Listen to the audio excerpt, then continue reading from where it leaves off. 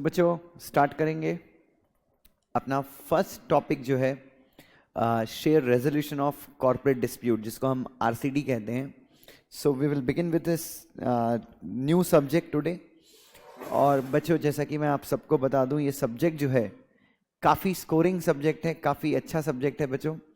और बहुत अच्छे से हम लोगों को ये सब्जेक्ट करना है अगर हमको अच्छा स्कोर करना है एग्ज़ाम में.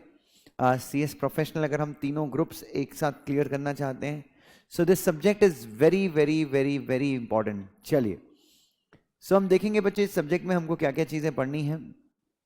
सो आप सबने पता होगा कि आप सबको पता होगा कि इस सब्जेक्ट में रिसेंटली 2 से 3 चैप्टर्स ICSI ने, या 2 नॉर्मल चैप्टर हैं, एक सब चैप्टर है, ICSI ने ऐड किया है. जस्ट अ मिनट, ये थोड़ा सा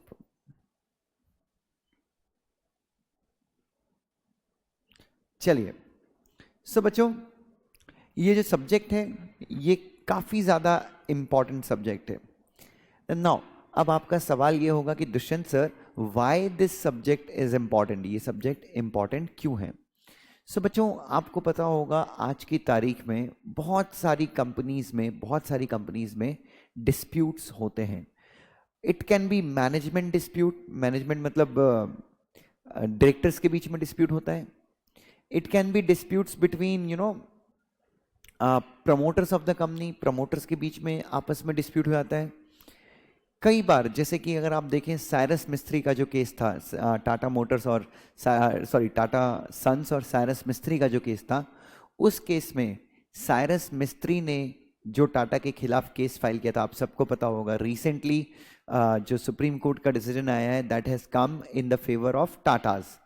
सो साइरस मिस्त्री ने ये कह के केस फाइल किया था कि मेरा, साइरस मिस्त्री ने NCLT में जो केस डाला था वो ये बोल के डाला था कि I am minority share holder. मैं कौन हूँ? मैं एक माइनॉरिटी शेयर होल्डर हूँ.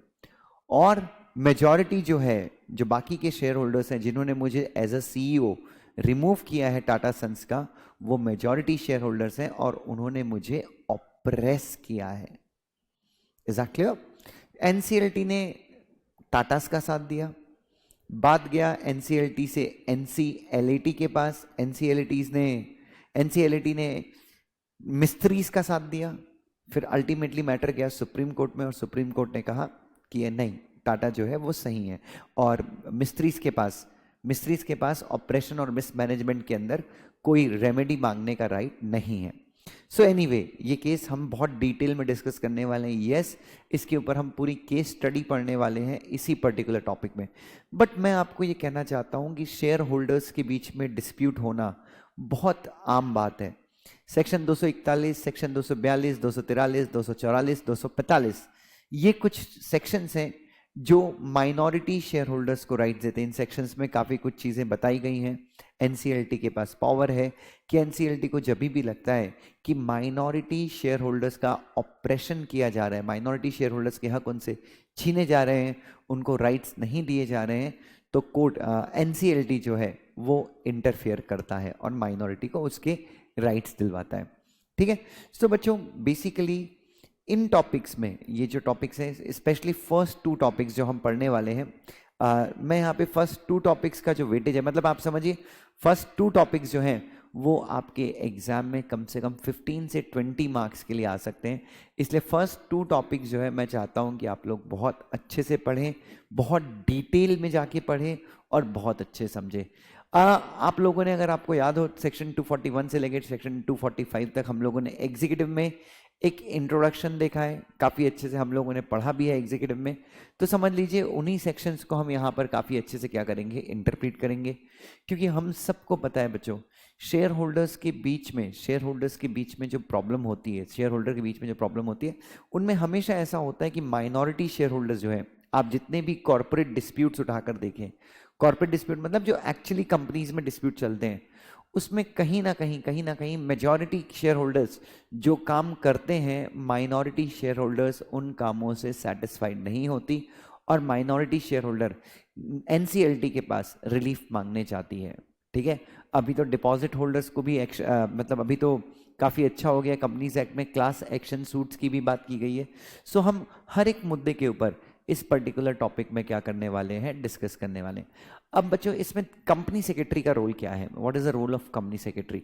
तो सबसे पहले तो मैं आपको ये बताना चाहता हूं कि company secretary can act as an arbitrator. बच्चों अगर आपको ऑपरेशन, मिसमैनेजमेंट, ऐसे कौन से सिचुएशन है जहां पे माइनॉरिटी शेयर होल्डर्स का ऑपरेशन होता है, माइनॉरिटी शेयर होल्डर्स के राइट्स कौन कौन से हैं जो उनको नहीं मिलते, तो यू नो एनसीएलटी इंटरफियर कर सकता है। माइनॉरिटी कब मेजॉरिटी के एक्शंस में इंटरफियर नहीं कर सकती, माइनॉरिटी कब मेजॉरिटी के कामों में इंटरफियर नहीं कर सकती। फॉस वर्सेस हॉर्बिटल, अगर आपको ये लैंडमार्क जजमेंट याद है जहां पे प्रिंसिपल ऑफ नॉन इंटरफेरेंस निकल कर आया था। सो बच्चों इन सारी चीजों के ऊपर डिस्कशन हम लोग फर्स्ट टॉपिक्स में करने वाले हैं, ठीक है।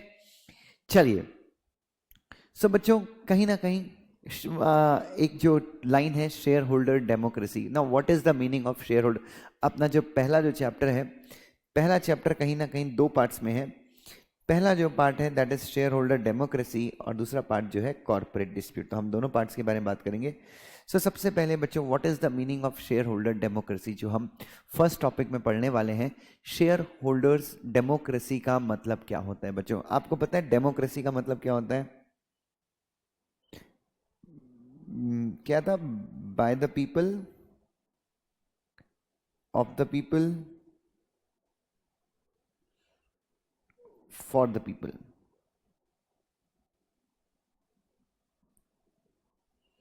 बच्चों यही था ना शेयर होल्डर, सॉरी, ये नॉर्मली अगर हम कॉन्स्टिट्यूशन पढ़ते हैं तो यही मतलब निकलता है ना, लोगों के द्वारा, लोगों का और लोगों के लिए। सो बच्चों शेयर होल्डर्स डेमोक्रेसी का मतलब क्या होगा? शेयर होल्डर डेमोक्रेसी का मतलब होता है by shareholder, of share holder, for share holder.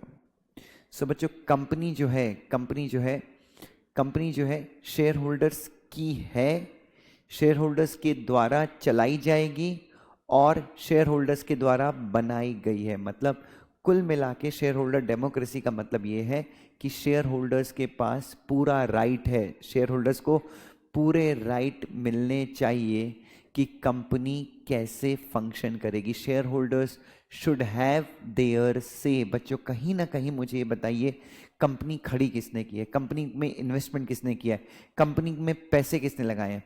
Obviously यार शेयर होल्डर्स ने लगाए हैं। तो can I say company is of share holder, company share holder की ही है।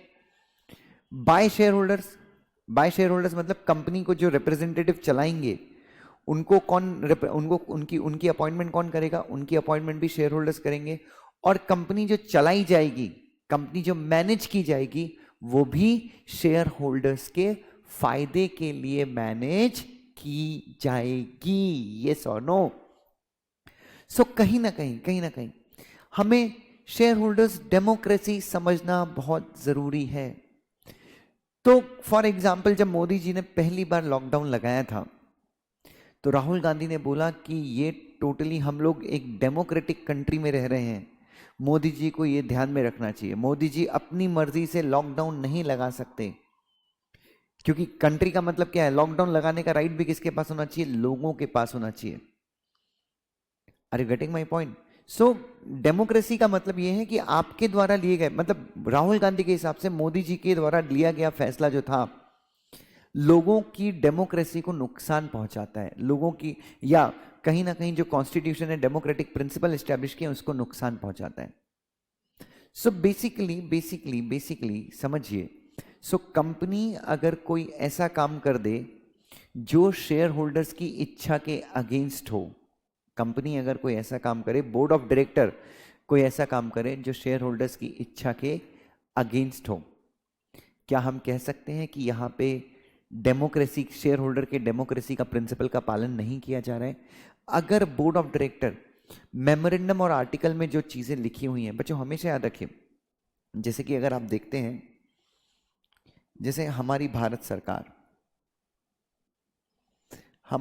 सरकार जैसे भी काम करती है वो कॉन्स्टिट्यूशन ऑफ इंडिया के हिसाब से काम करती है।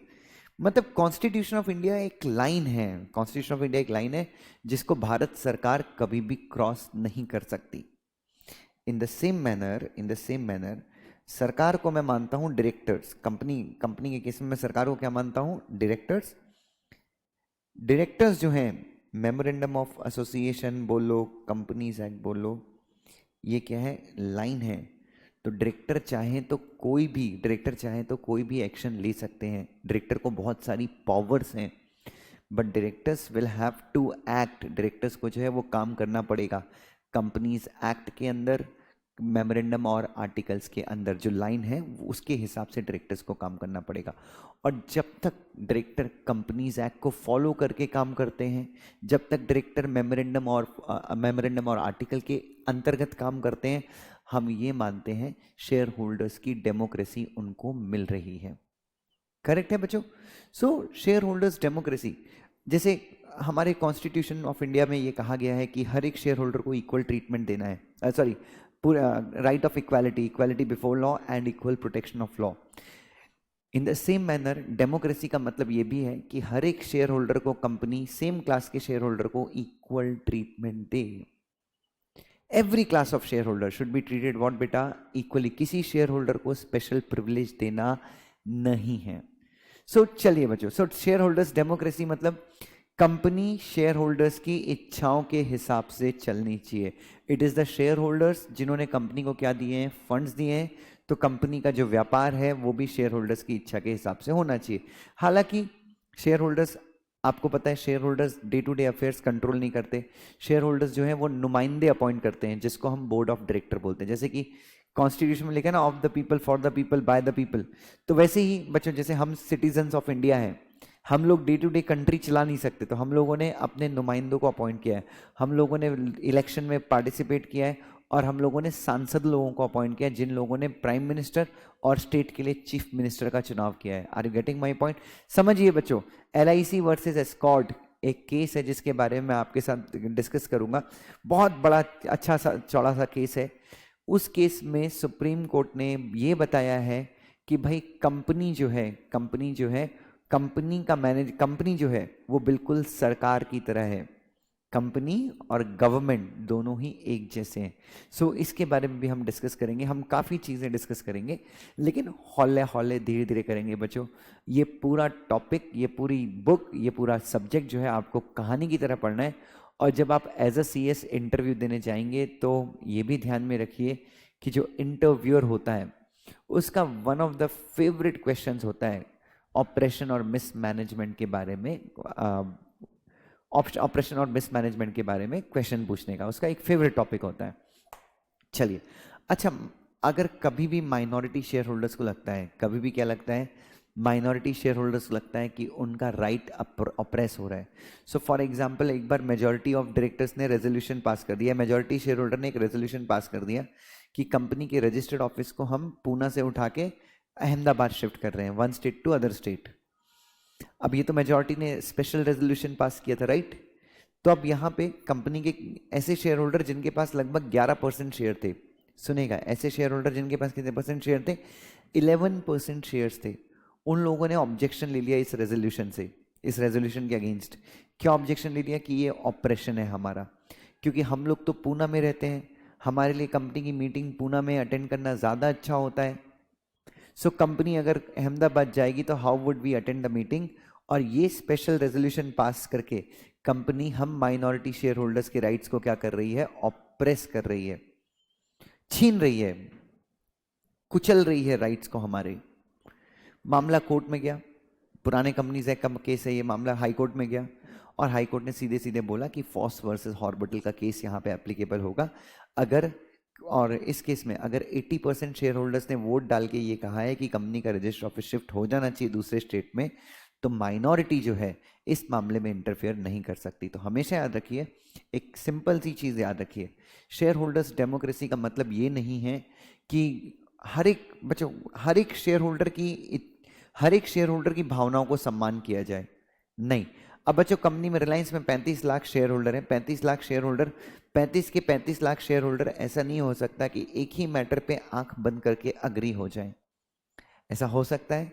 इट्स नॉट पॉसिबल यार कि 35 लाख शेयर होल्डर किसी एक पर्टिकुलर मैटर पे एक साथ अग्री हो जाए. Is it possible? No, it's not possible यार.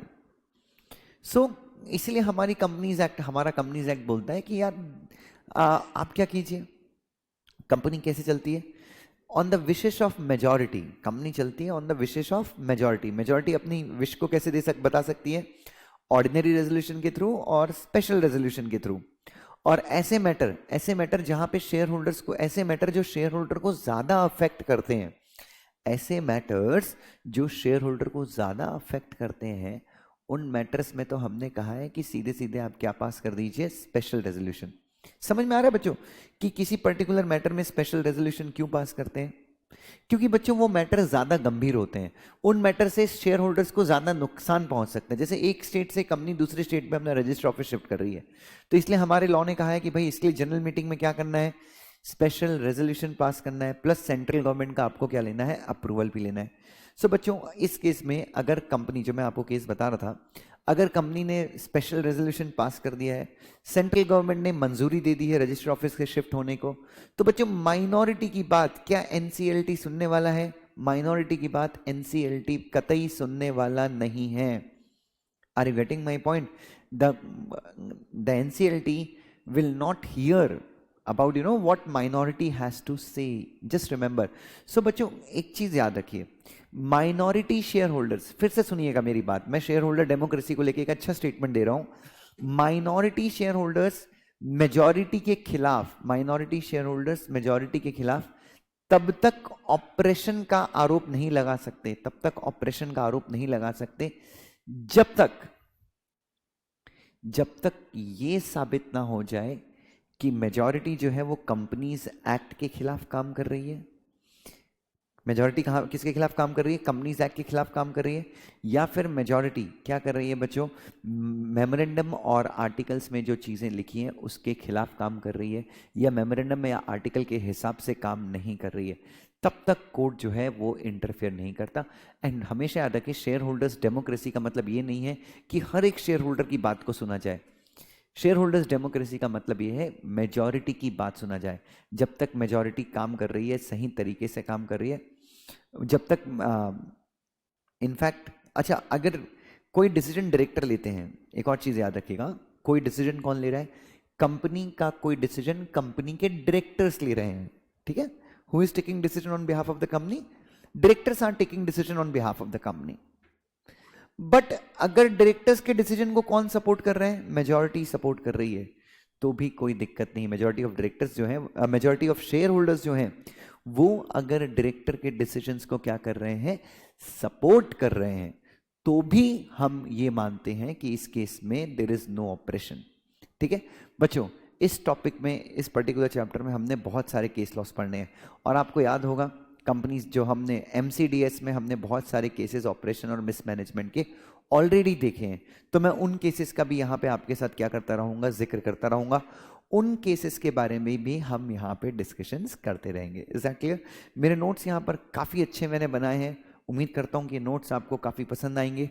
मॉड्यूल जैसे ही हैं, मॉड्यूल की लाइन्स पे ही बनाए गए हैं. ठीक है, कुछ जहाँ पे मुझे लगता है कि कुछ एडिशन होना चाहिए, मैंने वहाँ पे चीज़ें अच्छी ऐड की हुई हैं. नाउ अब बच्चे ध्यान देंगे,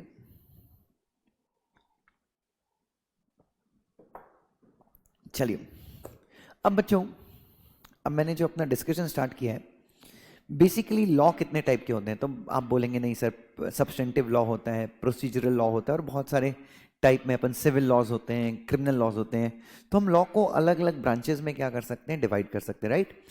आज मैं आपके सामने लॉ को फिर से दो नई ब्रांचेस में डिवाइड करूंगा, अपना जो कॉर्पोरेट डिस्प्यूट है उसके डिस्कशन के आधार पे, या उसके डिस्कशन को ध्यान में रखते हुए मैं लॉ को वापस से, I would divide the law in two branches, या दो ब्रांच में डिवाइड करूंगा. एक होता है रेमेडियल लॉ, सुनिएगा ध्यान से बच्चों, एक होता है रेमेडियल लॉ और एक होता है पीनल लॉ. ठीक है, so what am I doing is, मैं लॉ को दो कैटेगरीज में डिवाइड कर रहा हूं. कौन सी कैटेगरीज? यहां पे इस पर्टिकुलर टॉपिक के हिसाब के लिए मैं लॉ को दो कैटेगरीज में डिवाइड कर रहा हूं. एक होता है रेमेडियल लॉ और एक होता है पीनल लॉ। बच्चों रेमेडियल लॉ क्या होता है? आपने पढ़ा है कहीं ना कहीं, हम लोगों ने सीएस एग्जीक्यूटिव में पढ़ा है। रेमेडियल लॉ का मतलब होता है एक ऐसा लॉ जो अग्रीव्ड पार्टीज को रेमेडी देने के लिए बनाया गया है। अच्छा, इस लॉ में, रेमेडियल लॉ में पनिशमेंट्स नहीं होती, पनिशमेंट नहीं होती कि भाई उसको जेल भेज दिया जाएगा, नहीं। रेमेडियल लॉ में क्या होता है बच्चों? रेमेडियल लॉ में ध्यान क्या रखा जाता है कि जो अग्रीव्ड पार्टी है, जो अग्रीव पार्टी है उसको रेमेडीज मिले। तो अग्रीव पार्टी को कॉम्पनसेशन की बात की जाती है, अग्रीव पार्टी को किसकी बात की जाती है? कॉम्पनसेशन मिलने की बात की जाती है। पेनल्टी वगैरह इंपोज की जा सकती है, बट हमेशा याद रखिए रेमेडियल लॉ के अंदर रेमेडी किसको मिलती है? अग्रीव पार्टी को। जैसे कि कंपनीज एक्ट का सेक्शन 241 से लेके 245 तक अगर आप पढ़ते हैं तो बच्चों ये जो सेक्शंस हैं, इन सेक्शंस को या इस पर्टिकुलर टॉपिक को, इस चैप्टर को, कंपनीज एक्ट के अंदर जो चैप्टर है उसको मैं मानता हूं कि ये रेमेडियल लॉज है। अच्छा, और हमेशा याद रखिए रेमेडियल लॉज को इंटरप्रेट कैसे करते हैं?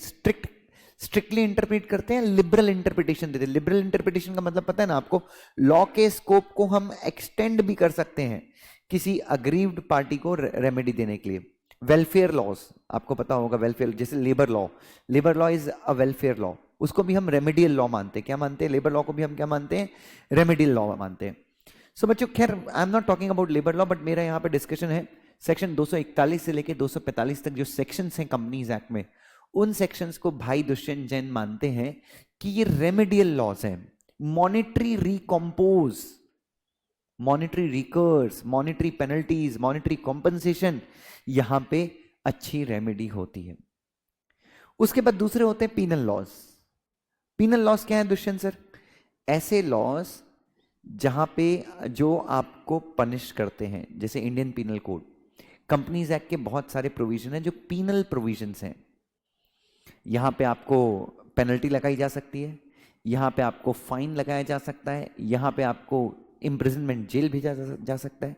ये सारी चीजें हो सकती हैं किसके अंदर बच्चों? पीनल लॉस के अंदर। ये आप ध्यान रखेंगे, ठीक है? पेनल्टी आरओसी लगा सकता है, फाइन लगाने की पावर एनसीएलटी के पास है। सो बच्चों, बेसिकली तो यहां पे शुरू के 2 चैप्टर्स जो मैं आपको पढ़ाने वाला हूं, मैं आपको पीनल लॉस के बारे में नहीं पढ़ाने वाला, मैं आपको पढ़ाने वाला हूं रेमेडियल लॉस के बारे में।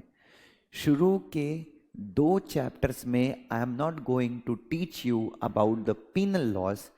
In the initial 2 chapter I am going to teach you remedial laws. Remedial laws मतलब ऐसे लॉज जहां पे अग्रीव्ड शेयर होल्डर्स को, जो शेयर होल्डर्स ऑपरेशन का शिकार हुए हैं, मिसमैनेजमेंट का शिकार हुए हैं, उन शेयर होल्डर्स को रेमेडी दिलवाने की बात मैं आपके साथ करने वाला हूं। Is that clear? चलिए, उसके बाद हम एक सुप्रीम कोर्ट का लैंडमार्क जजमेंट भी देखेंगे जो LIC वर्सेस एस्कॉर्ट, इस केस में सुप्रीम कोर्ट ने डिलीवर किया था, उसके बारे में भी हम यहां पे डिस्कस करेंगे, ठीक है? चलिए,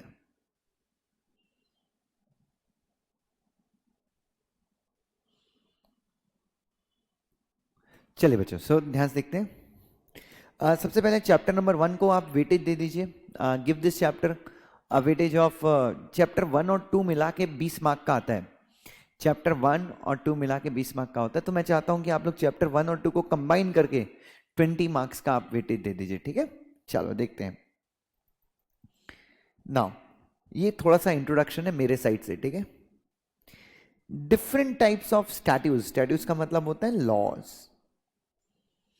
अलग अलग टाइप के laws have different principles of interpretation.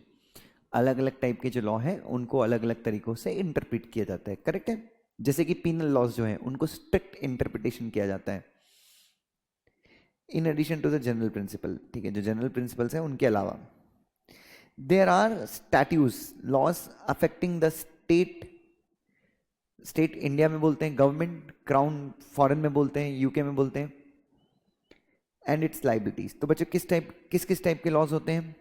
So there are laws that affects the government and liability and government's liability.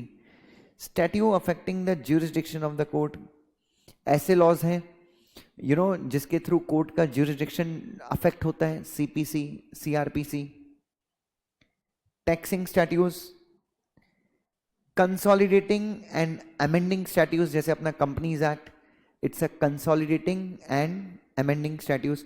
जितने भी पुराने एक्ट थे उन सारे एक्ट को कंसोलिडेट करके हमने कंपनीज एक्ट 2020 बनाया और उसमें पुराने एक्ट्स के प्रोविजन को हमने चेंज भी किए हैं। रेमेडियल स्टैट्यूज, कंपनीज एक्ट एक रेमेडियल स्टैट्यू भी है। Penal statute, IPC penal statute है, बट हमारा कंपनीज एक्ट में भी पीनल प्रोविजंस हैं। सो बच्चों आप कंफ्यूज मत होइएगा कि कंपनीज एक्ट अगर कंसोलिडेटिंग एंड अमेंडिंग स्टैट्यू है तो वो रेमेडियल स्टैट्यू नहीं हो सकता, ऐसा कुछ नहीं है बच्चों। एक सिंगल स्टैट्यू रेमेडियल स्टैट्यू भी हो सकता है, पीनल स्टैट्यू भी हो सकता है, ठीक है। It can be remedial statute as well. तो ऐसा कोई वो नहीं है कि एक पर्टिकुलर लॉ जो है वो सिर्फ ऐसा ही है, एक पर्टिकुलर लॉ अलग अलग टाइप का हो सकता है, ठीक है। Now we are mainly concern with the difference between remedial and penal statute. बच्चों हमको बाकी जगह बाकी कौन से लॉज हैं हमको नहीं देखना है, हम इस पर्टिकुलर टॉपिक में प्राइमरली कंसर्न है रेमेडियल और पीनल स्टैट्यू से, ठीक है। तो इसमें हम कॉर्पोरेट डिस्प्यूट में हम कुछ ना कुछ इंडियन पीनल कोड के भी प्रोविजन देखेंगे, सीआरपीसी के भी प्रोविजंस देखेंगे, सीपीसी के भी प्रोविजन देखेंगे, और कंपनीज एक्ट के अंदर जो पीनल प्रोविजंस है उनकी भी धाराएं हम पढ़ने वाले हैं, उनके भी सेक्शंस हम पढ़ने वाले हैं, ठीक है। लेकिन फर्स्ट 2 चैप्टर में चलिए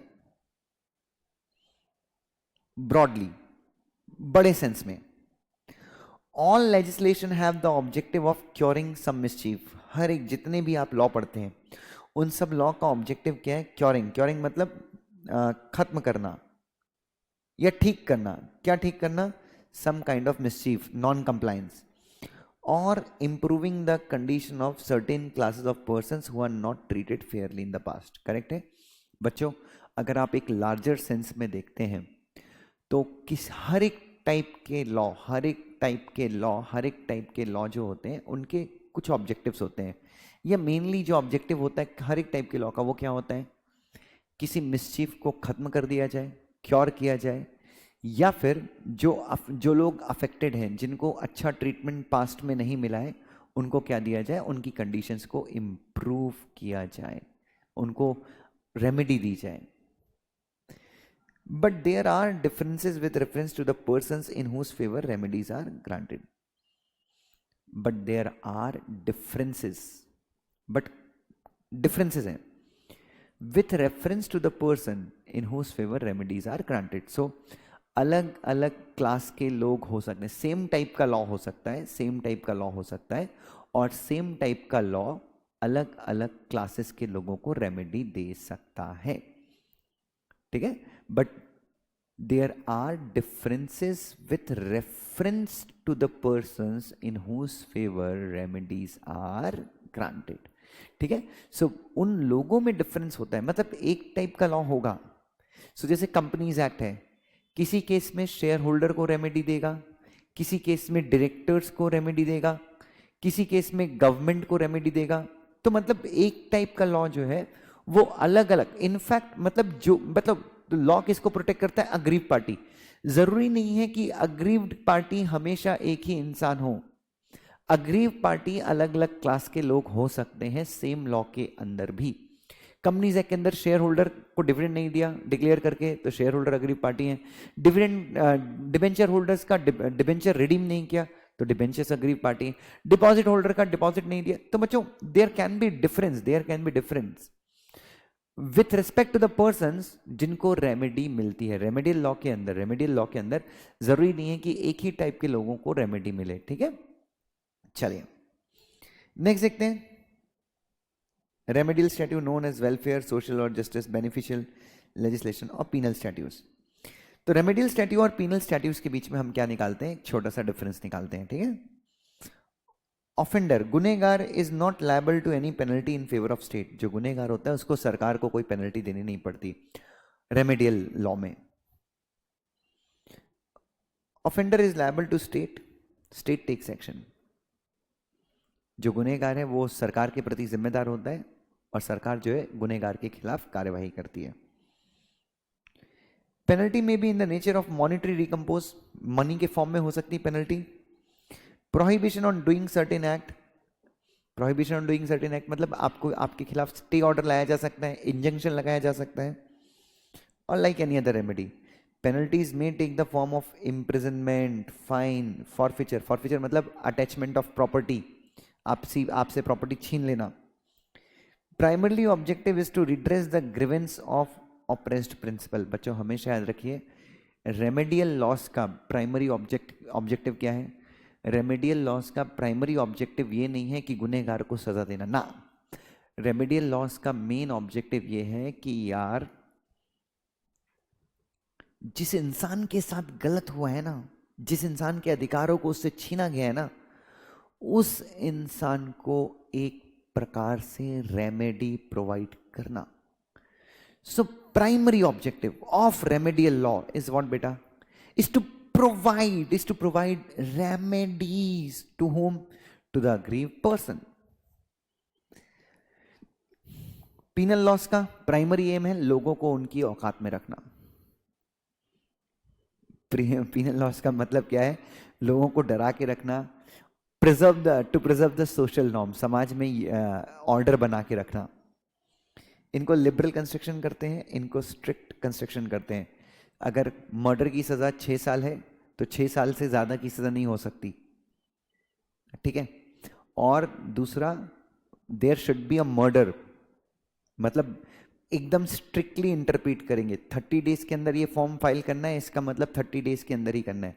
लिबरल कंस्ट्रक्शन में जैसे अगर आपको ऑपरेशन के खिलाफ अगर आपको केस फाइल करना है तो वो था ना 100% या फिर 10% जिसके पास शेयर्स हैं वो जा सकता है। अगर आपको क्या करना है, ऑपरेशन के खिलाफ केस फाइल करना है, क्या आपको उस चीज से भी एनसीएलटी रिलीफ ग्रांट कर सकता है? यस। एक्सीडेंट फैक्ट्री में हुआ है तो ही कॉम्पनसेशन मिलेगा, लेकिन आपका एक्सीडेंट हुआ फैक्ट्री के बाहर, जब आप फैक्ट्री के अंदर घुस रहे थे, तो क्या आपको कॉम्पनसेशन मिल सकता है? यस। लिबरल इंटरप्रिटेशन, अपन क्या करते हैं, फैक्ट्री का स्कोप बढ़ा देते हैं। सो बेसिकली जितने भी रेमेडियल लॉज होते हैं, वेलफेयर लॉज होते हैं, हम सब ने एग्जीक्यूटिव में भी पढ़ा है कि इन सारे लॉज को हम क्या करते हैं, हम लिबरल कंस्ट्रक्शन के थ्रू इंटरप्रीट करते हैं। हम लॉ के स्कोप को बढ़ा सकते हैं किसी इंसान को क्या देने के लिए, रेमेडी देने के लिए, ठीक है।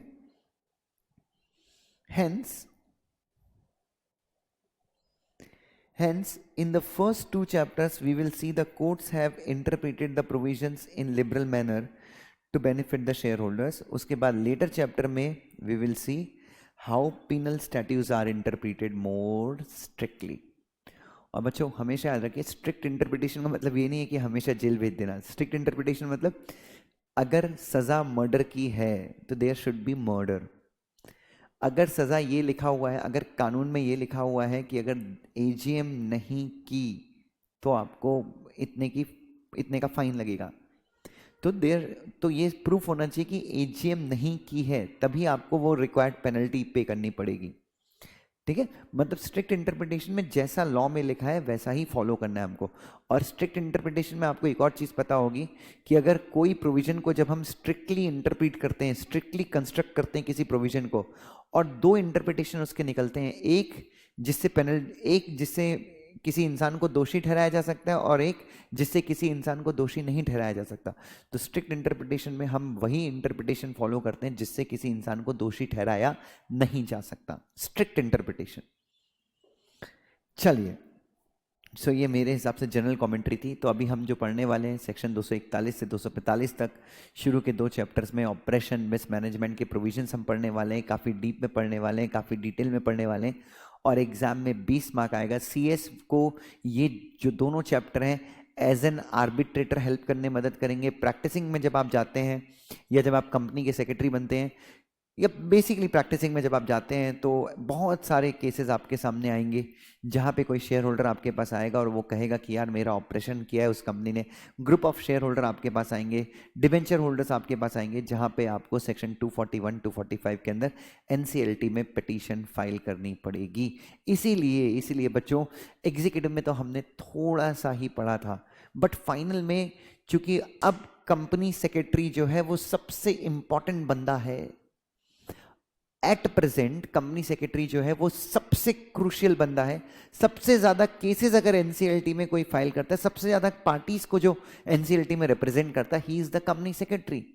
तो मेरी इंस्टीट्यूट चाहती है कि कंपनी सेक्रेटरी बेसिकली इस चैप्टर के थ्रू जितने भी मैनेजमेंट डिस्प्यूट्स होते हैं, कॉर्पोरेट डिस्प्यूट होते हैं, जहां पे भी ऑपरेशन मिसमैनेजमेंट का आरोप लगाया जाता है, उन सारे केसेस में वकील जो है वो पक्ष ना रखें। उन सारे केसेस में कंपनी सेक्रेटरीज को पक्ष रखना चाहिए। And definitely company secretaries are doing well, काफी अच्छा कर रहे हैं। और बहुत जल्दी इनफैक्ट बड़े बड़े केसेस, टाटा वाटा जैसे केसेस, अभी कंपनी सेक्रेटरी इनमें डॉक्यूमेंटेशंस प्रिपेयर करते हैं, बट अभी भी एनसीएलटी में लॉयर्स ही रिप्रेजेंट करते हैं। बट बहुत जल्दी ऐसा टाइम आएगा, एक बार मेरे सारे स्टूडेंट्स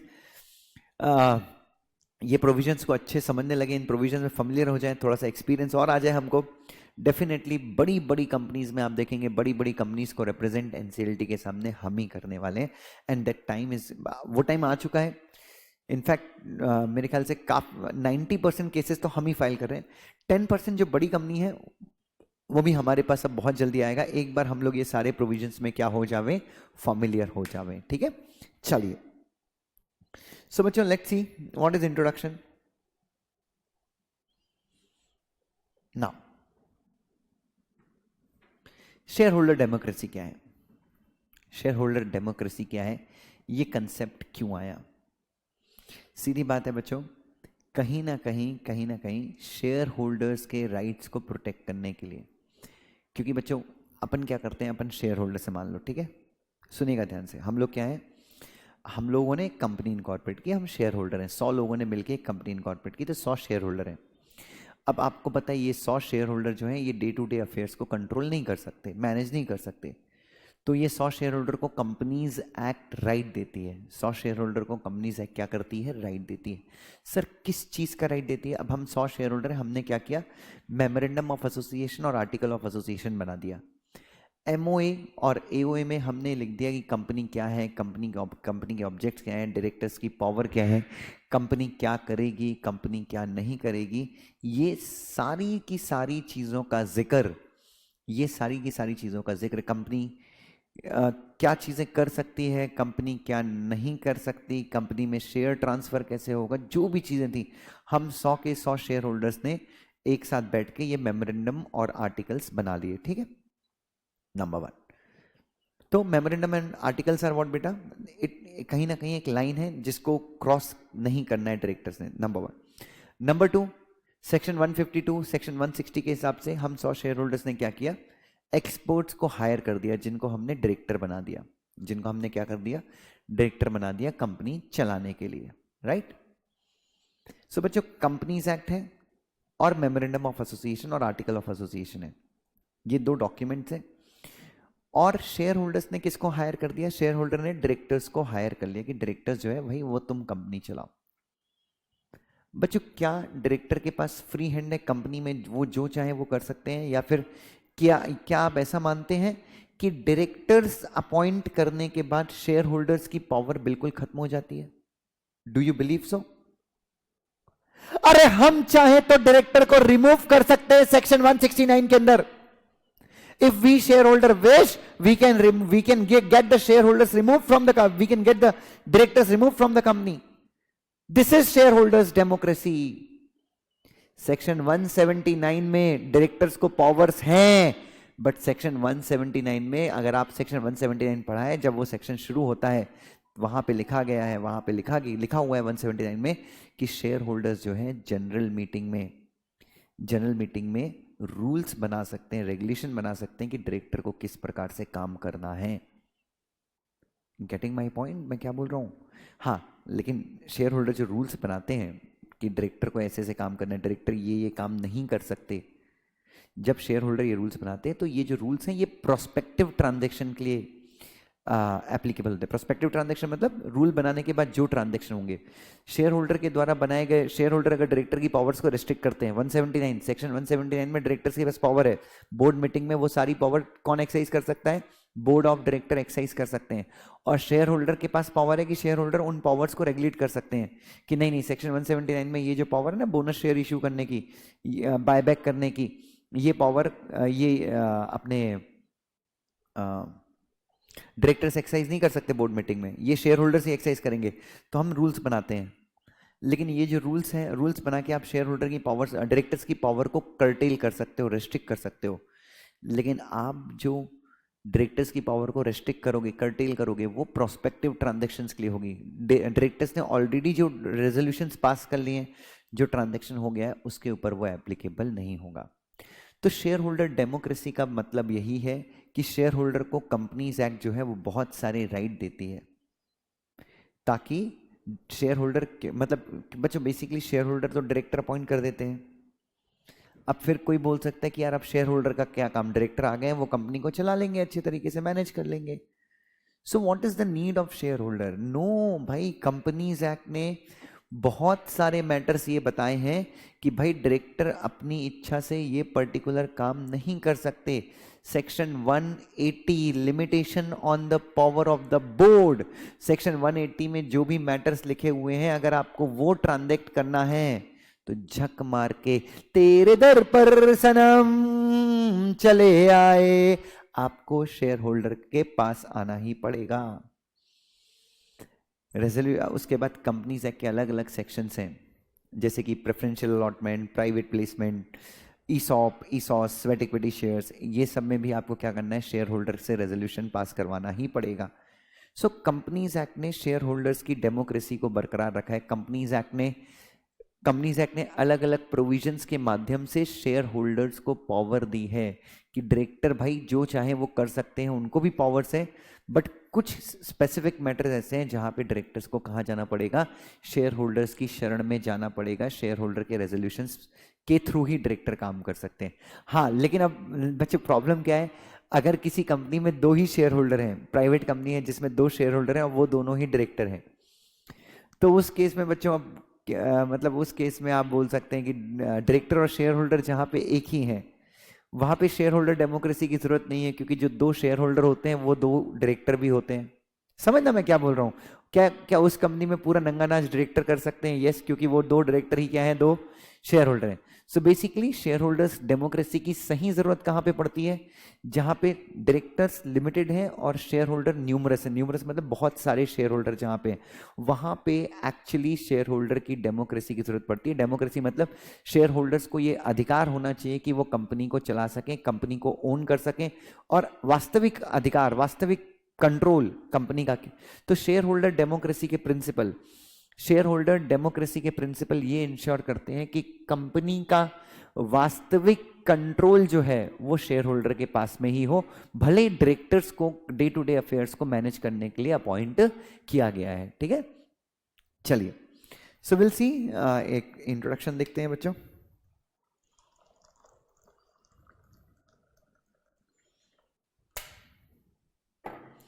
चलिए ध्यान से, as we know, shareholders exercise their rights either directly or through their elected representatives। जैसा कि हम सबको पता है, शेयर होल्डर्स अपने राइट्स को डायरेक्टली एक्सरसाइज करते हैं या फिर किसके थ्रू एक्सरसाइज करते हैं, इलेक्टेड रिप्रेजेंटेटिव्स के थ्रू। ठीक है, thus in order to protect the rights of shareholder and enable them to have the control over the affairs of the company, the concept of shareholders democracy has been introduced। अच्छा, ये क्या है बच्चों, share holders exercise their rights either directly और through elected representative. तो जहां पे director और शेयर होल्डर एक ही हैं, तो वहां पे वो डायरेक्टली एक्सरसाइज करते हैं। लेकिन जहां पे शेयर होल्डर अलग हैं, डायरेक्टर्स अलग हैं, तो शेयर होल्डर्स वहां पे अपने राइट किसके थ्रू एक्सरसाइज करते हैं, किसके थ्रू एक्सरसाइज करते हैं, डायरेक्टर्स के थ्रू एक्सरसाइज करते हैं। ठीक है, और शेयर होल्डर को इनेबल किया जाए, शेयर होल्डर को इस लायक बनाया जाए कि उनका कंट्रोल कंपनी में स्थापित रहे, शेयर होल्डर्स का कंट्रोल कंपनी में स्थापित रहे, डायरेक्टर्स अपॉइंट करने के बावजूद। डायरेक्टर्स अपॉइंट करने के बावजूद शेयर होल्डर्स का कंट्रोल कंपनी में स्थापित रहे। ऐसा नहीं कि डायरेक्टर अपॉइंट कर दिया मतलब शेयर होल्डर की कहानी खत्म। हम लोगों ने कंसेप्ट इंट्रोड्यूस किया है, किस चीज का, शेयर होल्डर्स डेमोक्रेसी का। स्पीकिंग नोट्स, अपने जो कॉर्पोरेट डिस्प्यूट के नोट्स हैं वो स्पीकिंग नोट्स हैं। स्पीकिंग नोट्स मतलब जहाँ पे भी आपको डिफिकल्ट प्रोविजन आएगा, जहाँ पे भी you will get a difficult provision, you will get an explanation in Hindi. ठीक है। सो साधारण भाषा में शेयर होल्डर डेमोक्रेसी का मतलब है कि शेयर होल्डर के पास भी शक्ति है अपना पक्ष मैनेजमेंट के सामने रखने की। Share holders have the full power, shareholders have the full power to put their views, to put their opinions before the directors appointed by them. चलिए, शेयर होल्डर डेमोक्रेसी का मतलब क्या होता है? द रूल ऑफ व्हाट बेटा?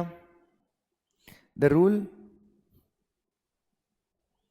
Of the share holders, bye the share holders and for the share holder. Of the share holder, by the share holder, for the share holders. Basically अगर साधारण शब्दों में कहूं, bye the share holder, of the share holder, for the share holder, तीनों का मतलब एक है कि शेयर होल्डर्स के पास भी एक पावर होनी चाहिए। शेयर होल्डर डेमोक्रेसी का मतलब ये है कि डायरेक्टली या फिर इनडायरेक्टली शेयर होल्डर के पास भी क्या होनी चाहिए? पावर होनी चाहिए। किस चीज का? कंपनी के अफेयर्स को मैनेज करने का, कंपनी को कंट्रोल करने का। सर ऐसा क्यों है बच्चों? ऐसा क्यों है बच्चों? कहना इसे पावर्स को लेके झगड़ा है, क्योंकि दिक्कत क्या हो रही है? कंपनी में दो पावर सेंटर हैं। सुनिएगा ध्यान से, company has two power centres.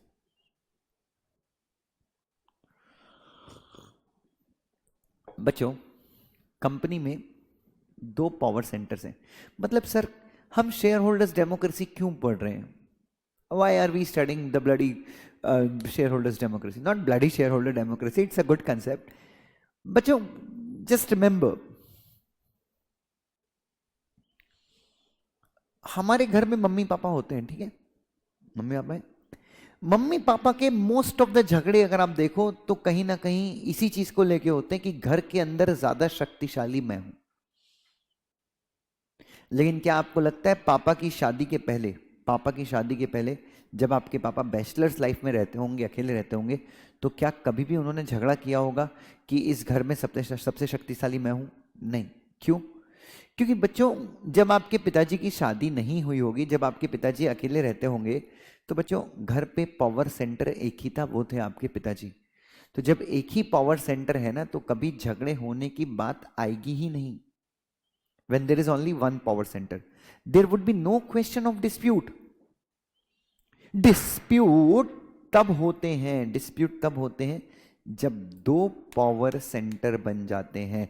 जैसे कंपनी में भी दो पावर सेंटर्स हैं, एक है बोर्ड ऑफ डायरेक्टर्स और दूसरे हैं शेयर होल्डर्स।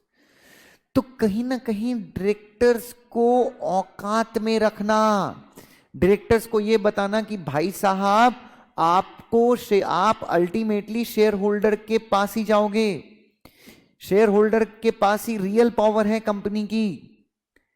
डायरेक्टर्स अपनी मनमानी ना करें, डायरेक्टर्स को इस चीज का इल्म रहे कि they have to control and function under the supervision, they have to control and they have to function, the directors have to function under the control and supervision of whom बच्चों?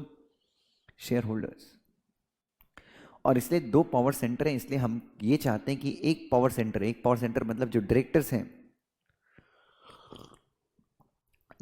हैं कहीं ना कहीं वो शेयर होल्डर्स के rights को छीन ना लें, शेयर होल्डर्स के राइट्स को अफेक्ट ना करें। इसलिए हमने ये कंसेप्ट लेके आया। कौन सा कंसेप्ट लेके आया बच्चों? शेयर होल्डर्स की डेमोक्रेसी का कंसेप्ट। नाउ ध्यान से किया। सो शेयर होल्डर डेमोक्रेसी का मतलब क्या होता है? Same, of the share holder, by the share holder, for the share holder. Precisely अगर कम शब्दों में कहा जाए, shareholder democracy is the ability of the share holders to directly और indirectly manage the affairs of the company. Company के affairs के ऊपर कंट्रोल और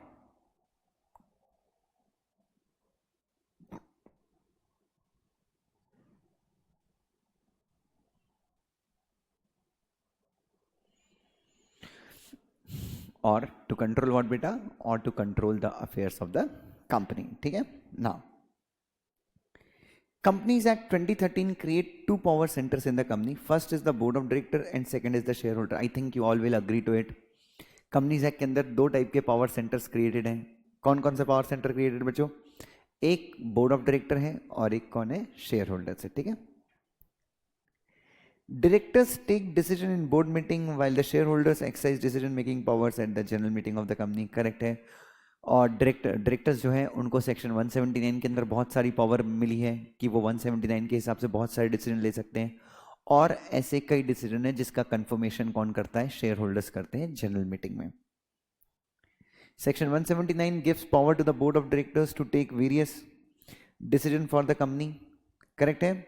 सेक्शन 179 बहुत सारे पावर्स देता है बोर्ड ऑफ डायरेक्टर्स को कंपनी के बिहाफ पे क्या लेने की, डिसीजन लेने की. KMP अपॉइंट कर लो, power to make calls, power to borrow, power to invest the funds of the company, power to grant loans on behalf of the company.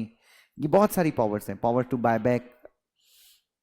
Now, but the proviso, but इस section का जो proviso है to the section states that shareholders can curtail the power of board of director through MOA और AOA और through a resolution. Resolution का मतलब एक ordinary resolution pass करके या फिर MOA या फिर AOA के जरिए बोर्ड ऑफ डायरेक्टर ये बोल सकते हैं कि सेक्शन 179 में ना जो ये नंबर की पावर है ना, ये बोर्ड ऑफ डायरेक्टर एक्सरसाइज नहीं कर सकते. मैंने आपको पहले ही बताया है. तो शेयर होल्डर डेमोक्रेसी का फर्स्ट पार्ट तो आप यहीं पे मान लीजिए. कंपनीज एक्ट कैसे कंपनीज एक्ट शेयर होल्डर के हितों का ध्यान रख रहा है. कंपनीज एक्ट कैसे शेयर होल्डर्स के हितों का ध्यान रख रहा है. तो सबसे पहली चीज तो ये हो गई 179 एक सेक्शन है जो बोर्ड ऑफ डायरेक्टर को ढेर सारी पावर देता है.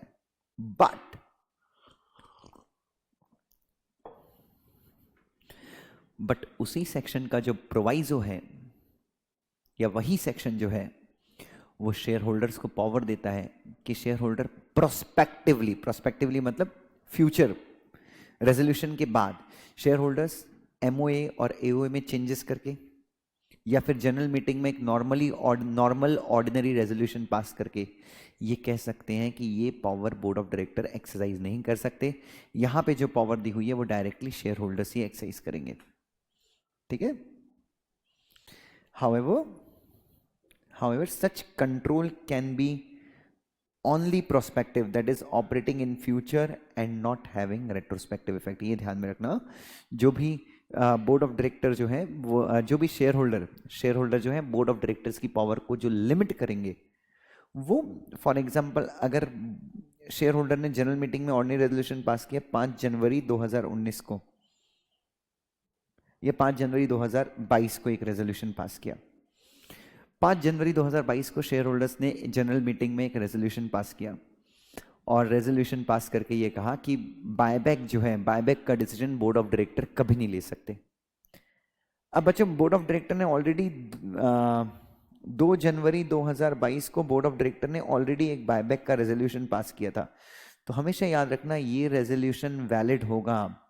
मतलब जो शेयर होल्डर्स जो हैं वो बोर्ड ऑफ डायरेक्टर की पावर को लिमिट करते हैं, कम करते हैं, वो इस डेट के बाद से इफेक्टिव होगा प्रोस्पेक्टिव ट्रांजैक्शंस के लिए, फ्यूचर ट्रांजैक्शन के लिए, not for the past transactions. ठीक है. Thus, there has been a clear demarcation of powers between the power of the board of demarcation का मतलब आप लिख सकते हो सेपरेशन. और इसलिए आप ये भी कह सकते हैं कि कंपनीज एक्ट जो है वो काफी क्लियर तरीके से क्या करती है, सेपरेट करती है. किसकी पावर्स को? बोर्ड ऑफ डायरेक्टर्स की पावर को और शेयर होल्डर्स की पावर को कंपनीज एक्ट बहुत क्लियरली क्या करती है, सेपरेट करती है. ये चीज भी आप मान सकते हैं. चलिए नीचे देख लीजिए भाई. कंपनीज एक्ट ने 2 पावर सेंटर क्रिएट किए हैं. एक है बोर्ड ऑफ डायरेक्टर और दूसरे हैं शेयर होल्डर. पर अल्टीमेट पावर किसके हाथ में है? शेयर होल्डर्स के हाथ में है. This is share holders democracy. How companies act is ensuring share holders democracy. Ultimate power किसको दी है? शेयर होल्डर के हाथ में. चलिए, some of the businesses which are required to be transacted at the meeting of share holder. So even these are the rights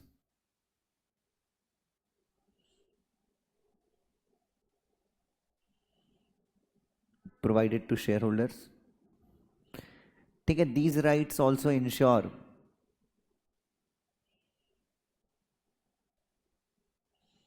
share holders democracy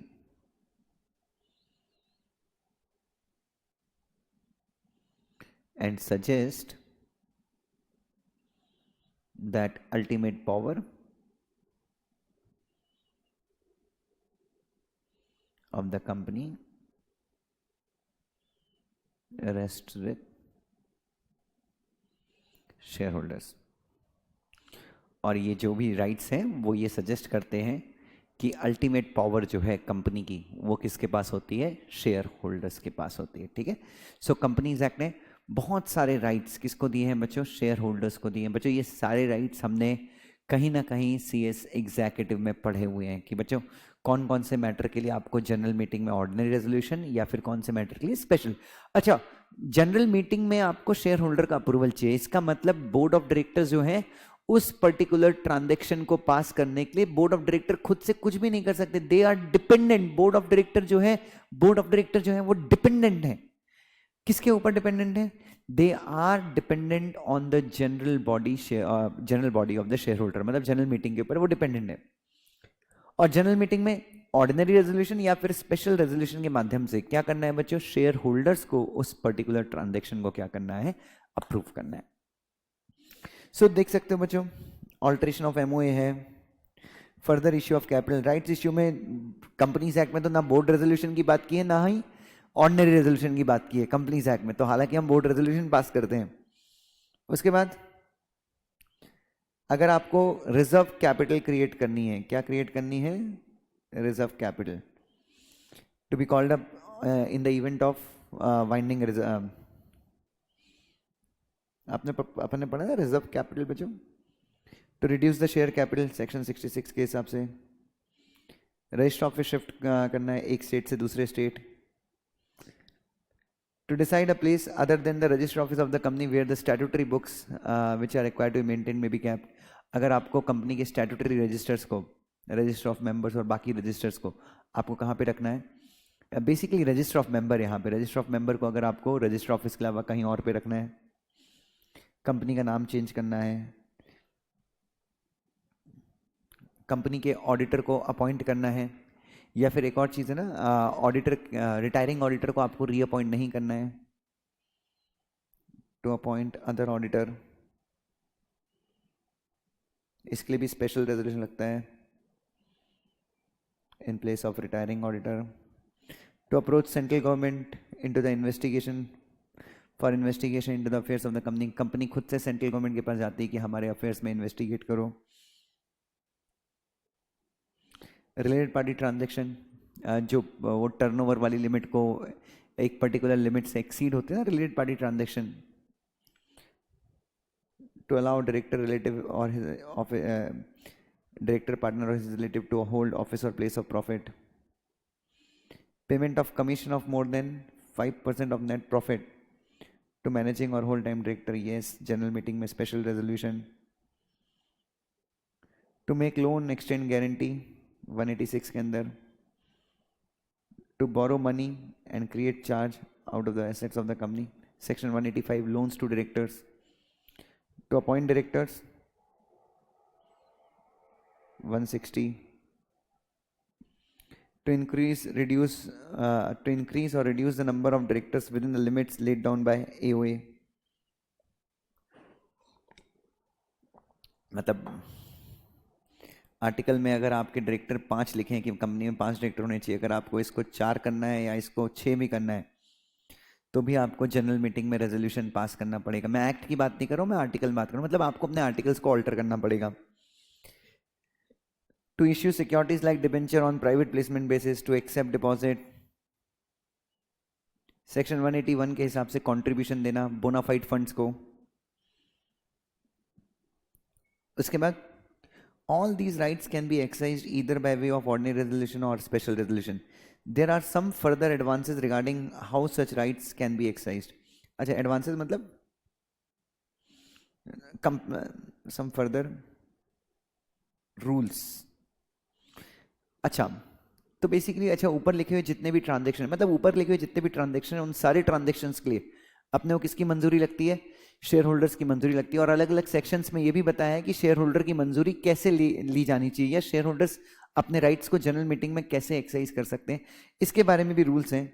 जैसे कि postal ballot as well as electronic voting are the examples where regulator have facilitated the shareholders to exercise their rights। तो अभी जैसा कि आप सबको पता है, तो मतलब इन ऊपर लिखे हुए मैटर्स में शेयर होल्डर वोट डालते हैं, लेकिन अब इसके बारे में और एडवांसमेंट्स आ चुके हैं और एक्स्ट्रा रूल्स हैं। जैसे कि शेयर होल्डर इलेक्ट्रॉनिक वोटिंग से भी वोट डाल सकता है, पोस्टल बैलेट से भी वोट डाल सकता है, मीटिंग में आके भी वोट डाल सकता है, प्रॉक्सी के थ्रू भी क्या कर सकता है, वो अपने वोट डाल सकता है, शो ऑफ हैंड पे वोट डाल सकता है, पोल पे वोट डाल सकता है। So there are these are advancements, या these are some extra, these are the manners जिसके थ्रू शेयर होल्डर अपने राइट्स को क्या कर सकता है, एक्सरसाइज कर सकता है। बच्चों ये तो यहाँ पे 18 ही लिखे हैं, बट बहुत सारे ट्रांजेक्शन ऐसे हैं, बहुत सारे ट्रांजेक्शन ऐसे हैं जहाँ पे कंपनी को झक मार के या बोर्ड ऑफ डायरेक्टर्स को झक मार के शेयर होल्डर की शरण में जाना पड़ता है। तो कुल मिला के कंपनीज एक्ट भी इंश्योर कर रही है शेयर होल्डर्स की डेमोक्रेसी को। ठीक है, चलिए। सो नाउ बच्चों ध्यान से देखिए, चलिए बच्चों। सो ये जो केस लॉ है ये बहुत बढ़िया केस लॉ है, और एग्जाम में शायद आपसे ये केस लॉ पूछा जा सकता है। तो इस केस लॉ को हम लिख के करेंगे, बहुत बड़ा केस लॉ है, सुप्रीम कोर्ट की लैंग्वेज है, तो थोड़ा सा हम इसको आसान भाषा में लिख के करेंगे। इस केस में सुप्रीम कोर्ट ने कॉरपोरेट डेमोक्रेसी के बारे में कहा। ठीक है, सरकार सुप्रीम कोर्ट ने यह बताया कि एक कंपनी जो है, जो इंस्टीट्यूशन है, वो एक सरकार की तरह है। समझिएगा, कंपनी जो है वो किसकी तरह है? सरकार की तरह है। जैसे सरकार को कौन चलाता है? जैसे सुप्रीम कोर्ट ने क्या किया, पार्लियामेंट को मान लिया, ध्यान देखिए, पार्लियामेंट को मान लिया शेयर होल्डर, और सरकार को मान लिया डायरेक्टर, गवर्नमेंट को मान लिया डायरेक्टर। तो लेट्स सी, बहुत मजा आने वाला है, तो थोड़ा सा हम इसको लिख के करेंगे। तो प्लीज एक नोटबुक ले लीजिएगा, एंड नोटबुक में विल राइट दिस केस। हो सकता है एग्जाम में, हो सकता है in your exam you get a question कि you know the functioning of company या the concept of share holder democracy is derived from the concept of state. इसके बारे में कमेंट कीजिए। चलिए,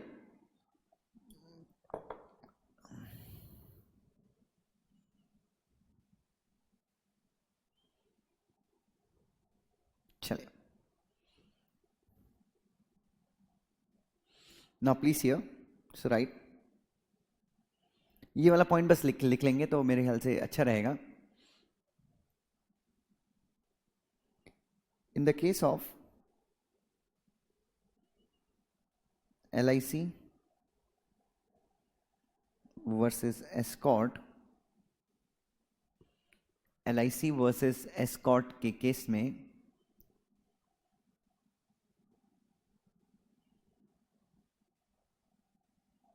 the supreme court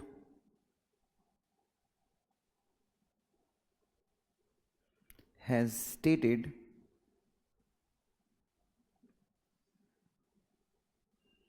following regarding the corporate democracy.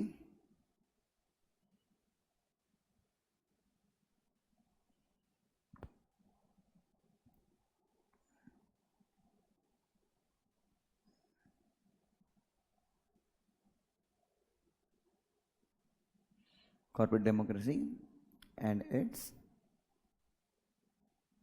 nature। ठीक है, सो इस केस में सुप्रीम कोर्ट ने नीचे लिखी हुई चीजें कहीं किसके बारे में? कॉर्पोरेट डेमोक्रेसी के बारे में, और उसका नेचर कैसा होता है उसके बारे में। ठीक है, point number 1।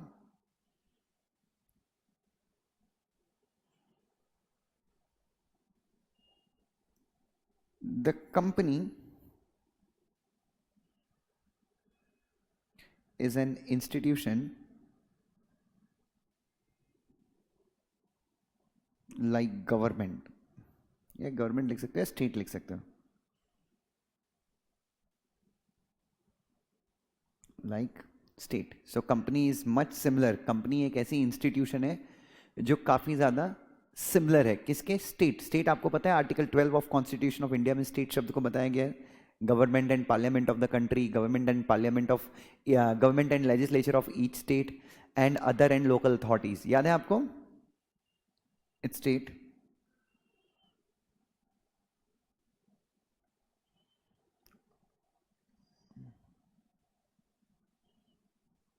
due to the following reasons.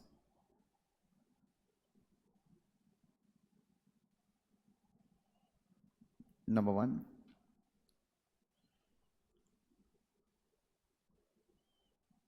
company acts according to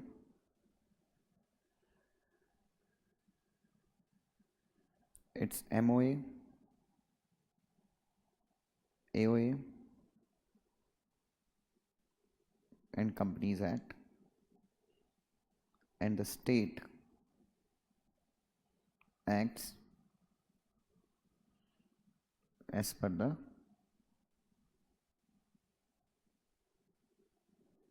Constitution of India. B, shareholder and directors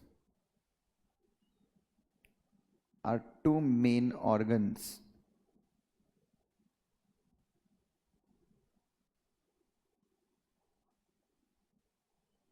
of the company, while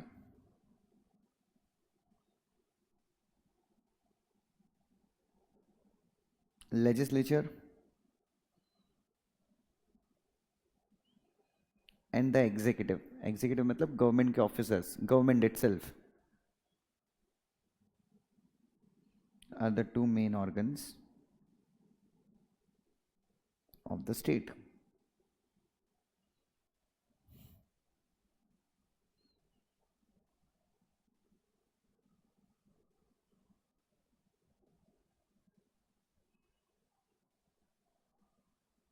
C,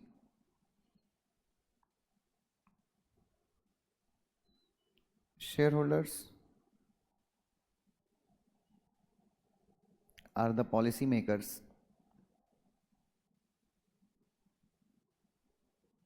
while the directors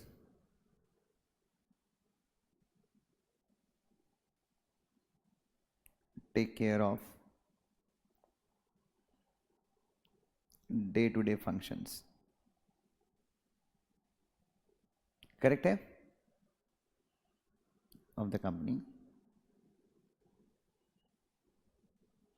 And in case of state,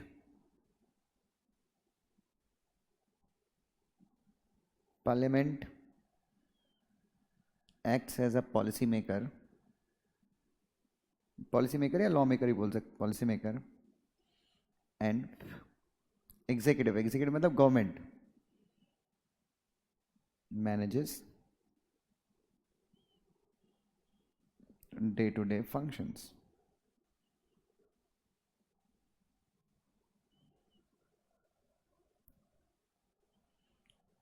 D, directors are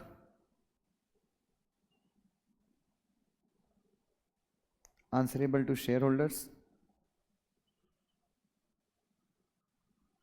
and the executive, government के case में जो government officers हैं, are answerable to parliament in case of state.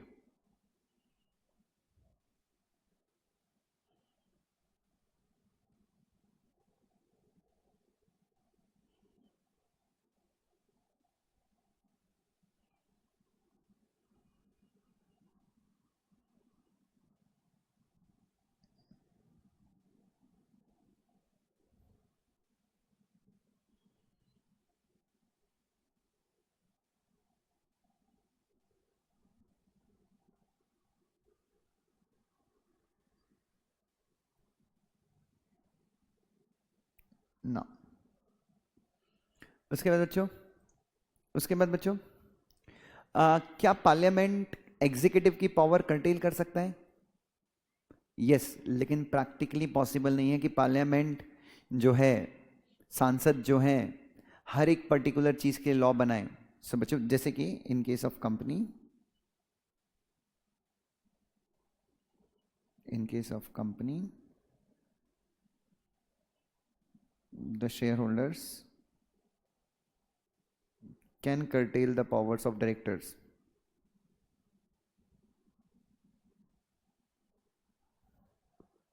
Shareholders section 179 के हिसाब से directors की power को काट सकते हैं, बट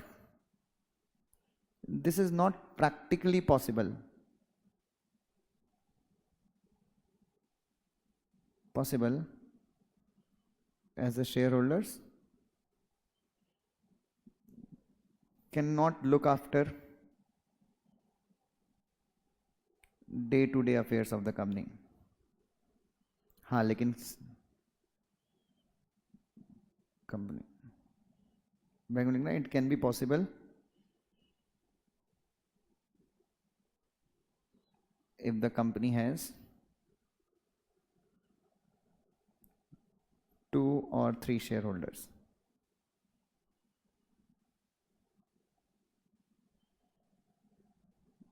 या 1 और 2 और 3 शेयर होल्डर्स. मतलब अगर छोटी कंपनी में पॉसिबल हो सकता है, जो शेयर होल्डर हैं अगर वही डायरेक्टर हैं, तो फिर share holder can look after day to day functions, but सारी कंपनीज में ये पॉसिबल नहीं है.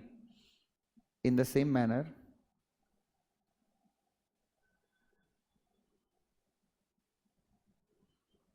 The parliament can not discharge all the functions of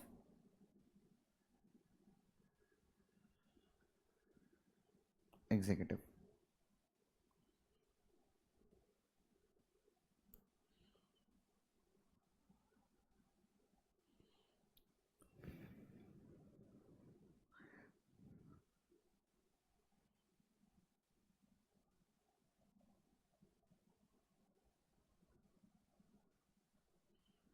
ठीक है. उसके बाद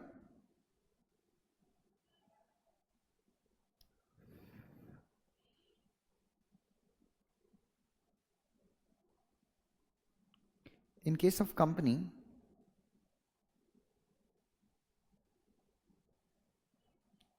the shareholders, in case of company, the shareholders have the powers to appoint or remove the directors. Company case में शेयर होल्डर्स के पास power है कि वो director को अपॉइंट भी कर सकते हैं, रिमूव भी कर सकते हैं. ठीक है. हाउएवर, ठीक है, in case of company the share holders have the power to appoint और remove the directors.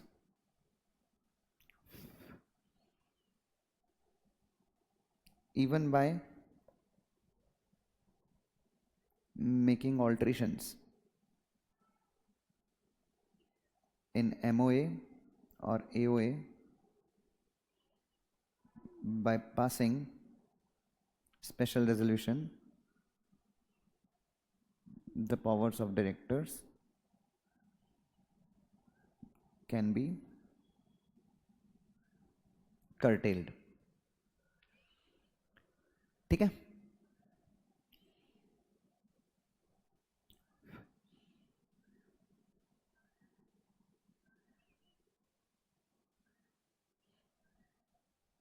There are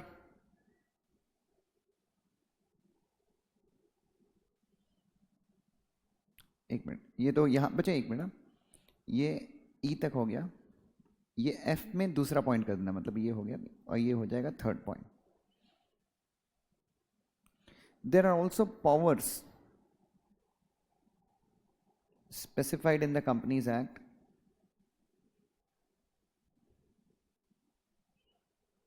under section 167, under section 179, which can be exercised by the directors.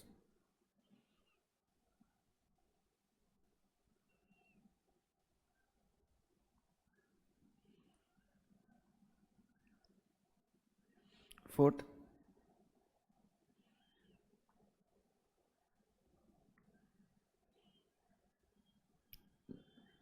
if we take a careful view of the Companies Act, we find that directors have been given with sufficient powers to manage the affairs of the company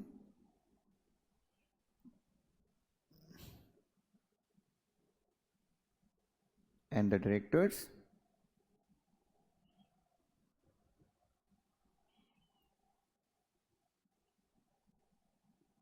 can be controlled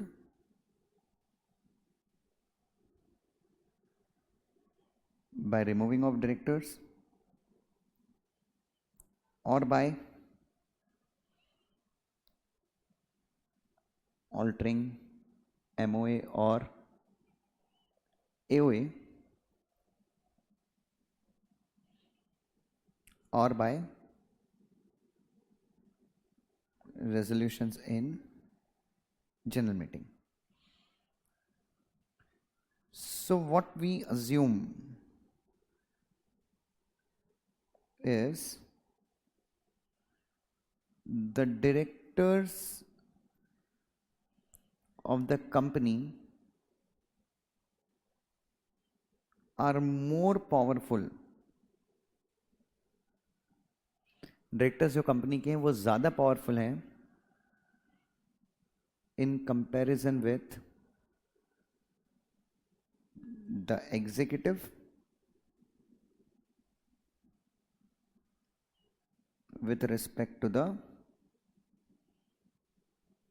parliament.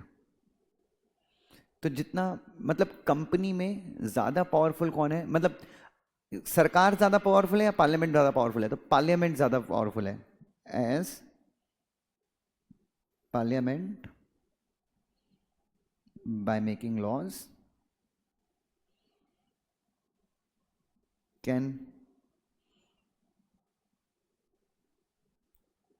have better control on the executive.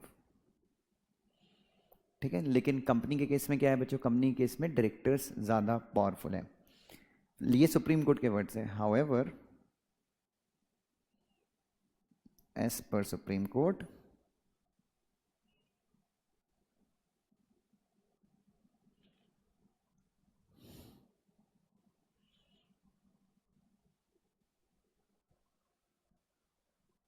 however, as per the Supreme Court,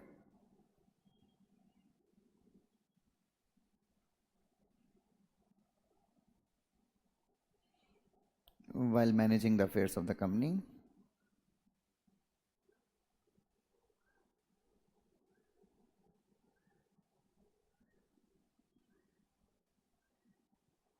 the directors have certain obligations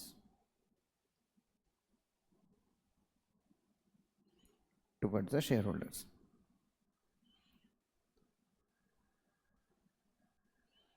ठीक है,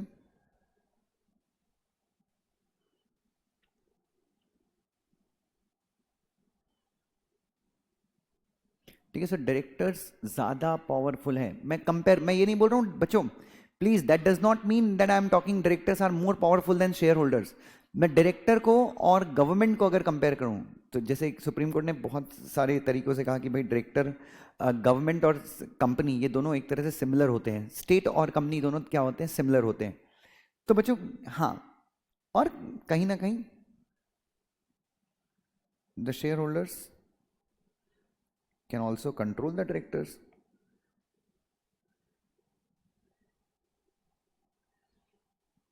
Under various provisions of Companies Act. तो बच्चों supreme court के हिसाब से ये पूरा system है शेयर होल्डर्स डेमोक्रेसी का कि भाई कंपनीज एक्ट के अंदर अगर आप देखें तो 179 ने काफ़ी अच्छी पावर दी है. दूसरा, कंपनी के शेयर होल्डर्स के लिए कंपनी के शेयर होल्डर्स के लिए रोजमर्रा में रोज ये पॉसिबल नहीं है कि कंपनी के शेयर होल्डर्स क्या करें, कंपनी के सारे अफेयर्स को मैनेज करें। तो कंपनी के सारे अफेयर्स को तो मैनेज कौन करने वाला है? कंपनी के सारे अफेयर्स को मैनेज करने वाले तो डायरेक्टर्स ही हैं।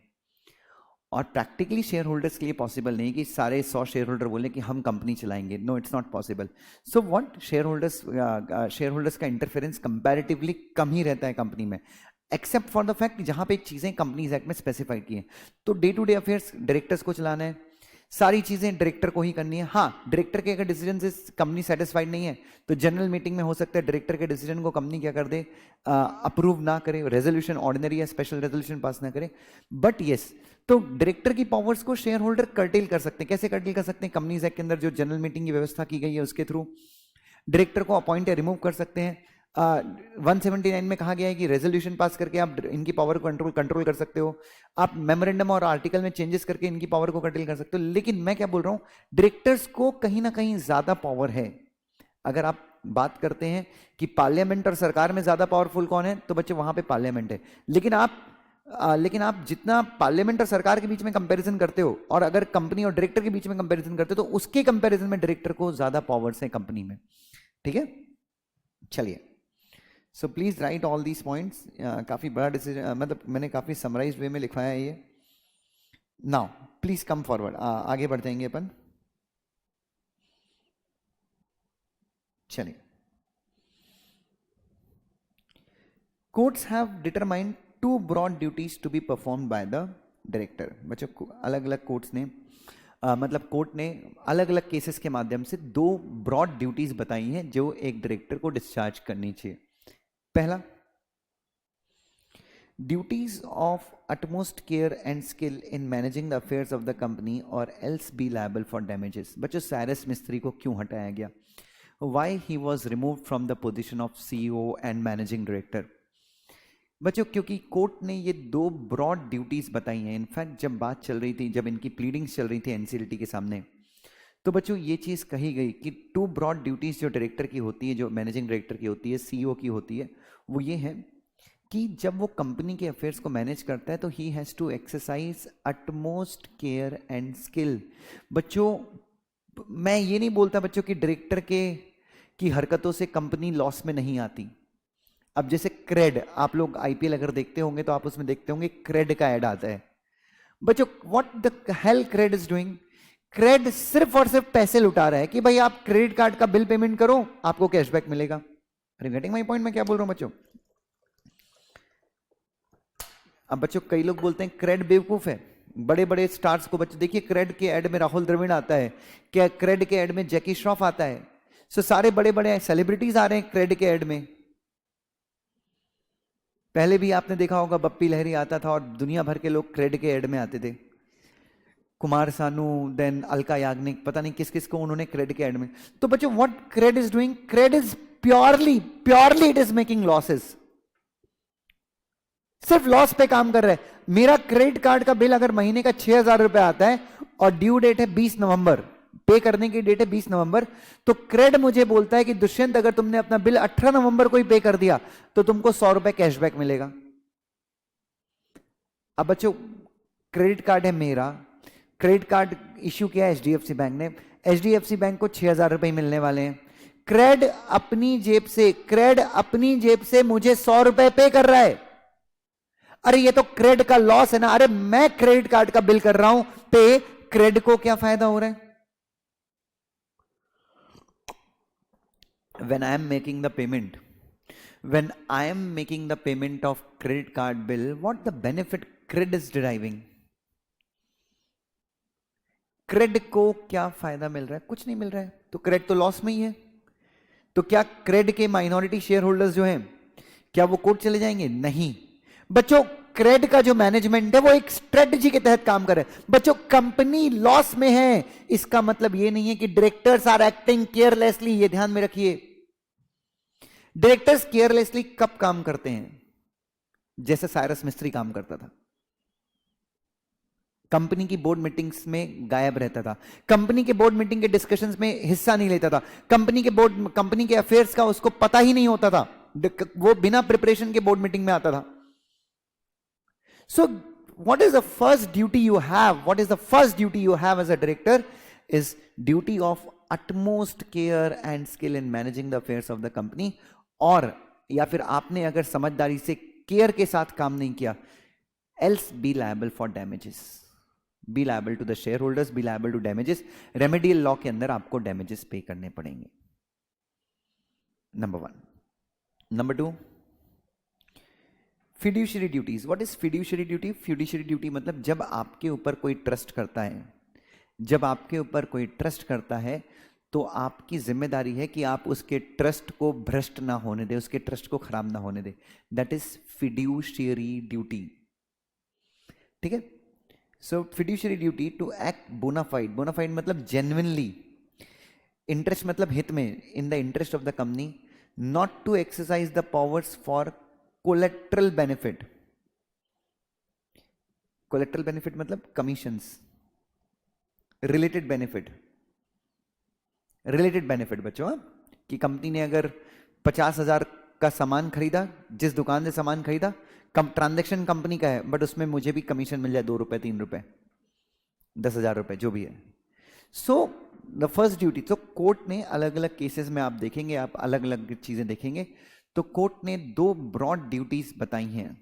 कोर्ट्स ने 2 ब्रॉड ड्यूटीज स्पेसिफाई की हैं, जो ड्यूटीज डिस्चार्ज करनी है. किसको डिस्चार्ज करनी है? कंपनी के डायरेक्टर को.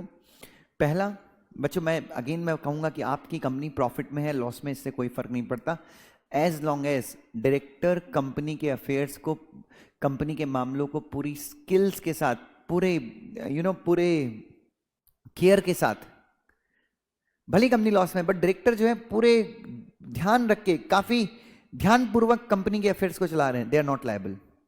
दूसरा फिड्यूशियरी ड्यूटी. कंपनी के भले के लिए काम करना है आपको, कंपनी के ट्रांजैक्शन से आपको अपना कोई कोलेटरल बेनिफिट जनरेट नहीं करना है. ठीक है. और आपको कोई भी पर्सनल, व्यक्तिगत रूप से प्रॉफिट नहीं कमाना है from the position of director. This is the fiduciary duty, because लोग आपके ऊपर ट्रस्ट करते हैं. हाँ, आप डायरेक्टर हैं, आप सैलरी लीजिए, जो शेयर होल्डर ने सैलरी अप्रूव की है वो लीजिए, वो आपका हक है, बट डायरेक्टर के पद का दुरुपयोग करके आपको पैसे कमाने नहीं है, ये ध्यान में रखें. नाउ अब बच्चों नेक्स्ट है, क्यों शेयर होल्डर की डेमोक्रेसी चाहिए? मैं आपसे पूछता हूं, मुझे बताइए, why do you require, why do you want share holders democracy? Share holders democracy का फायदा क्या होने वाला है? सीधी बात है यार, कंपनी, कॉमन सेंस लगाओ. कंपनी को खड़ा किसने किया है? शेयर होल्डर्स ने. कंपनी में पूरे पैसे किसने लगाए हैं? शेयर होल्डर्स ने. कंपनी के एमओए एओए किसने फ्रेम किए हैं? शेयर होल्डर्स ने. यार सब कुछ जब कंपनी ने, शेयर होल्डर्स ने किया है, directors were just appointed to manage the company. Directors were just appointed to manage the company. So कहीं ना कहीं शेयर होल्डर्स डेमोक्रेसी इसलिए भी चाहिए ताकि शेयर होल्डर्स अपने राइट्स को एक्सरसाइज कर सकें as the true owners of the company. इस फैक्ट को हमें भूलना नहीं चाहिए, इस फैक्ट को हमें भूलना नहीं चाहिए कि कंपनी जो है वो शेयर होल्डर्स के द्वारा खड़ी की गई है, ना कि डायरेक्टर्स के द्वारा. डायरेक्टर्स सिर्फ मैनेज करते हैं, बट हमेशा याद रखिए, company should be run by the wishes of share holders. Company को शेयर होल्डर्स की इच्छा के हिसाब से चलाया जाना चाहिए. Directors are care taker. So why, क्यों चाहिए आपको? Why do you want? आपको क्यों लगता है कि शेयर होल्डर डेमोक्रेसी कंपनी में होनी चाहिए? शेयर होल्डर डेमोक्रेसी मतलब शेयर होल्डर्स की बात डायरेक्टर्स ने सुननी चाहिए. अल्टीमेट कंट्रोल कंपनी का शेयर होल्डर के पास ही होना चाहिए. आपको ऐसा क्यों लगता है? एक जनरल क्वेश्चन एग्जाम में आ सकता है. क्यों चाहिए शेयर होल्डर की डेमोक्रेसी? सो अब यहां पे थोड़ा सा मेरा कमेंट्री है. साधारण सी बात है यार, कंपनी खड़ी किसने की है? Share holders. तो लॉ शेयर होल्डर्स ने, तो लॉ यही चाहता है कि पावर शेयर होल्डर के हाथों में ही रहे, बट ये शेयर होल्डर्स मीटिंग में आते ही नहीं है. लेकिन ई वोटिंग के आने के बाद शेयर होल्डर्स का पार्टिसिपेशन बढ़ेगा। हाँ तो बच्चों शेयर तो कंपनीज एक्ट ने तो आपको पूरी पावर दी है कि भाई आप मीटिंग में आइए और आप डिसाइड कीजिए कि कंपनी कैसे चलनी चाहिए। You have all the powers. तो शेयर होल्डर्स डेमोक्रेसी कहीं ना कहीं कंपनीज एक्ट ने इंश्योर की है। आर्टिकल मेमोरेंडम इंश्योर करते हैं। 179 के अंदर आप पावर को कर्टेल कर सकते हैं डायरेक्टर की, आप डायरेक्टर्स को रिमूव भी कर सकते हैं। तो कंपनीज एक्ट ने तो पूरी की पूरी शिद्दत से, कंपनीज एक्ट ने तो पूरी की पूरी शिद्दत से कोशिश की है किस चीज की, कि शेयर होल्डर्स की डेमोक्रेसी बरकरार रहे, शेयर होल्डर्स को सारे राइट्स मिलने चाहिए। बट अब शेयर होल्डर्स आते, मतलब लॉ तो यही चाहता है ना, लॉ वांट्स कि share holder should have the control over the company, but share holder साले जनरल मीटिंग में आते ही नहीं है और इसलिए ई वोटिंग का कंसेप्ट लाया गया। चलिए देखिए ध्यान से, ये मेरी कमेंट्री है, आपको पसंद आएगी। Despite the powerful weapons handed over to the shareholders by the Companies Act, the shareholders have not been able to use them and most of the provisions remains dead provisions. हमने companies act के माध्यम से share holders को दुनिया भर की provisions दी हैं। बच्चों मुझे बताइए, विजय माल्या जब इतना बड़ा चोर था, उसने फ्रॉड किए, क्या कंपनी के मैनेजमेंट को, कंपनी के जो दूसरे शेयर होल्डर्स हैं उनको पहले पता नहीं चल गया होगा? उसको क्यों रिमूव नहीं किया? किंगफिशर एयरलाइंस के सीईओ के पद से उसको रिमूव कर देना चाहिए था। समझ में आ रहा है मैं क्या बोल रहा हूं बच्चों? बच्चों कहने का मतलब है कि शेयरों, मतलब you have share holders have the power, कि शेयर होल्डर्स अपनी पावर्स को एक्सरसाइज कर सकते हैं। बट दिक्कत यह है कि most of the provision companies act के जो शेयर होल्डर्स को पावर देते हैं वो डेड प्रोविजन रहते हैं, उनका कोई इस्तेमाल करता ही नहीं है। क्यों नहीं करते बच्चों, मैं बताता हूं। मेरे पास रिलायंस, मेरे पास L&T फाइनेंस में बीच में कुछ तो गड़बड़ हो गई थी। L&T फाइनेंस के मेरे पास शेयर थे, कितने शेयर थे? 20,000 शेयर थे, 200 रुपए का एक शेयर था, 40 लाख की इन्वेस्टमेंट थी। बच्चों इतने शेयर मेरे पास थे, इतने शेयर्स मेरे पास थे और L&T फाइनेंस में कुछ गड़बड़ हुआ। So as a share holder क्या मुझे बोलना था क्या कि मैनेजिंग डायरेक्टर को रिमूव करो, या मैनेजिंग डायरेक्टर जो है उसको 169 के अंदर डायरेक्टर के पद से रिमूव करो? Yes, I could have said, but did I से? नहीं, मैंने बोला मेरे कहने से क्या होता है। तो बच्चों देखिए, most of the provision companies act के जो शेयर होल्डर को राइट देते हैं वो डेड प्रोविजन रहते हैं। क्यों? क्योंकि शेयर होल्डर जनरल मीटिंग में आते नहीं है। दूसरा, शेयर होल्डर्स कलेक्टिवली मिलके अपने राइट्स को एक्सरसाइज नहीं करते। बच्चों आपको शॉक लगेगा जान के, अमेरिका में इनफैक्ट बीच में जब फेसबुक का आपको पता चला होगा, फेसबुक के शेयर्स बहुत गिर गए थे। क्यों? क्योंकि Facebook was involve in data leak. तो अमेरिका में क्या होता है ना बच्चों, शेयर होल्डर्स जो होते हैं, जैसे फेसबुक के 5,000 शेयर होल्डर्स हैं, फेसबुक कॉर्पोरेशन के कितने शेयर होल्डर हैं? फॉर एग्जाम्पल फेसबुक कॉर्पोरेशन के 5,000 शेयर होल्डर्स हैं। तो फेसबुक कॉर्पोरेशन के 5,000 शेयर होल्डर्स ने मिलकर एक सोसाइटी बना ली, अपना एक ग्रुप बना लिया, अपनी एक एसोसिएशन बना ली। अब ये सोसाइटी का चेयरमैन किसी एक शेयर होल्डर को बना दिया। अब ये सोसाइटी की मीटिंग होती है, ठीक है, ये शेयर होल्डर, मतलब ये फेसबुक के 5,000 शेयर होल्डर्स हैं, इन्होंने अपनी एक सोसाइटी बना ली, इनकी एक मीटिंग होती है। मीटिंग में डिसाइड करते हैं कि इस बार की जनरल मीटिंग में, इस बार की जो फेसबुक की एजीएम होगी उसमें हम सब अपना जो वोटिंग राइट है वो कलेक्टिवली एक्सरसाइज करेंगे और मार्क जकरबर्ग को सीईओ के पद से हटा देंगे। Are you getting my point? और बच्चों वहां पे क्या होता है ना, वहां पे जो यूएस में जो मार्क जकरबर्ग है, ये कंपनी की एजीएम में तो आते ही है, बट ये मार्क जकरबर्ग उस शेयर होल्डर की जो सोसाइटी है ना, फेसबुक के शेयर होल्डर की जो सोसाइटी है, इनकी जो एसोसिएशन है, उसके सामने भी रिप्रेजेंटेशन देता है। नो प्लीज आप लोग इस बार एजीएम में मुझे मत हटाइएगा, मैं आपसे वादा करता हूं कि अगली बार से ऐसा कुछ नहीं होगा। तो अमेरिका में शेयर, इसको बोलते हैं share holder activism. What this principle is called as? This principle is called as share holders activism.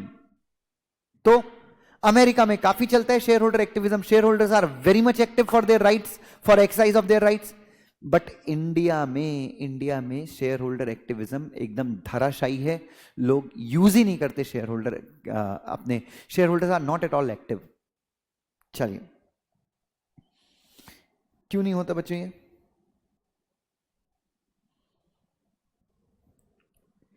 shareholders are often spread over a very large, very wide geographical area and not able to unite effectively. Most of the small shareholders are interested only in return on their investment. और जो small share holders हैं they are just interested on return, company dividend कितना दे रही है, company के share का price कितना बढ़ रहा है. और शेयर होल्डर जो है पूरे इंडिया में अलग अलग एरियाज में रहते हैं, तो वो यूनाइट नहीं हो पाते प्रॉपरली.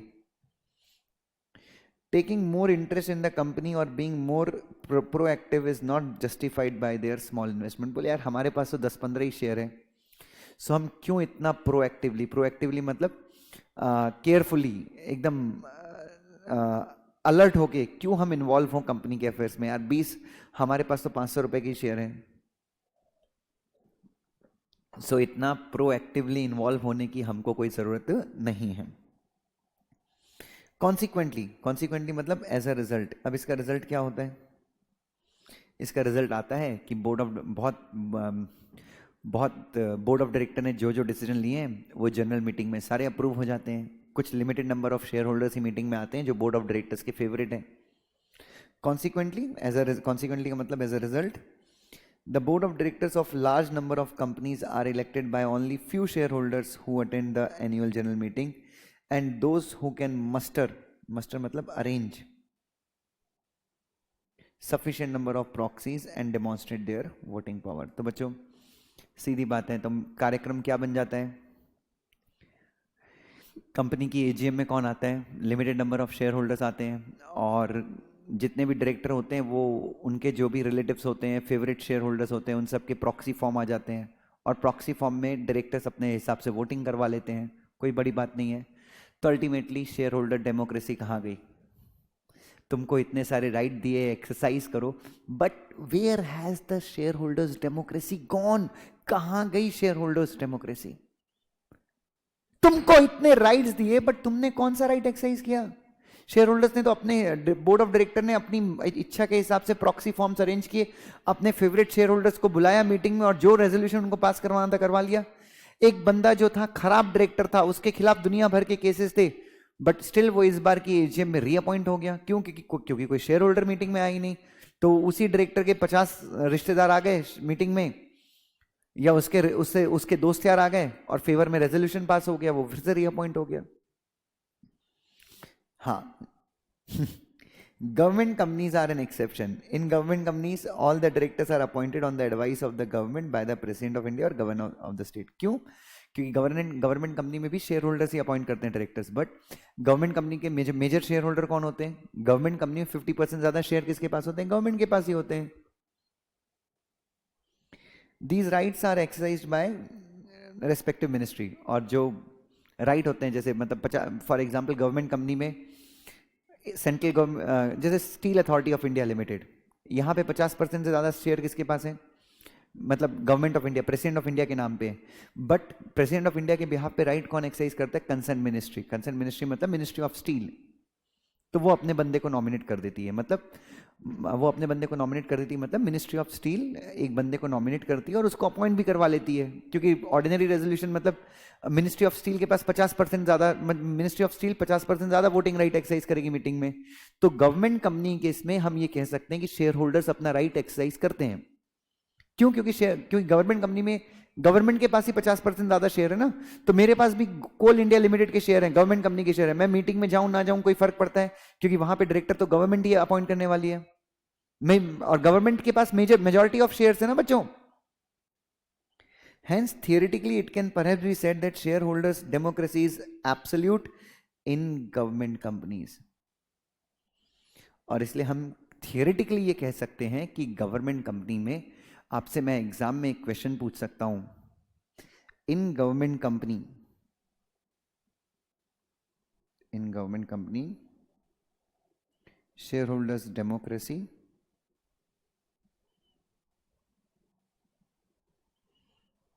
Is absolute.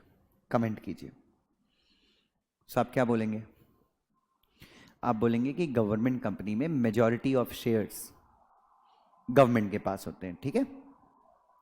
अब जब मेजॉरिटी ऑफ शेयर्स गवर्नमेंट के पास होते हैं तो शेयर होल्डर के जो राइट्स हैं वो गवर्नमेंट की कंसर्न मिनिस्ट्री या गवर्नमेंट का कंसर्न डिपार्टमेंट शेयर होल्डर के राइट एक्सरसाइज करती है। और लास्ट, इट इज इंश्योर्ड, ये बिल्कुल ऐसा होता ही है कि कंसर्न मिनिस्ट्री या कंसर्न डिपार्टमेंट मीटिंग में अपने राइट्स एक्सरसाइज करती है। तो गवर्नमेंट कंपनी में जो भी होता है वो होता है मेजॉरिटी शेयर होल्डर्स की इच्छा से, और मेजॉरिटी शेयर होल्डर कौन है? गवर्नमेंट। तो गवर्नमेंट कंपनी में yes you can say there is absolute, completely क्या होता है बच्चों, जो भी गवर्नमेंट कंपनी में होता है वो गवर्नमेंट के हिसाब से होता है, और गवर्नमेंट ही वहां पे क्या है? मेजर शेयर होल्डर है। ठीक है, चलिए नेक्स्ट क्या है?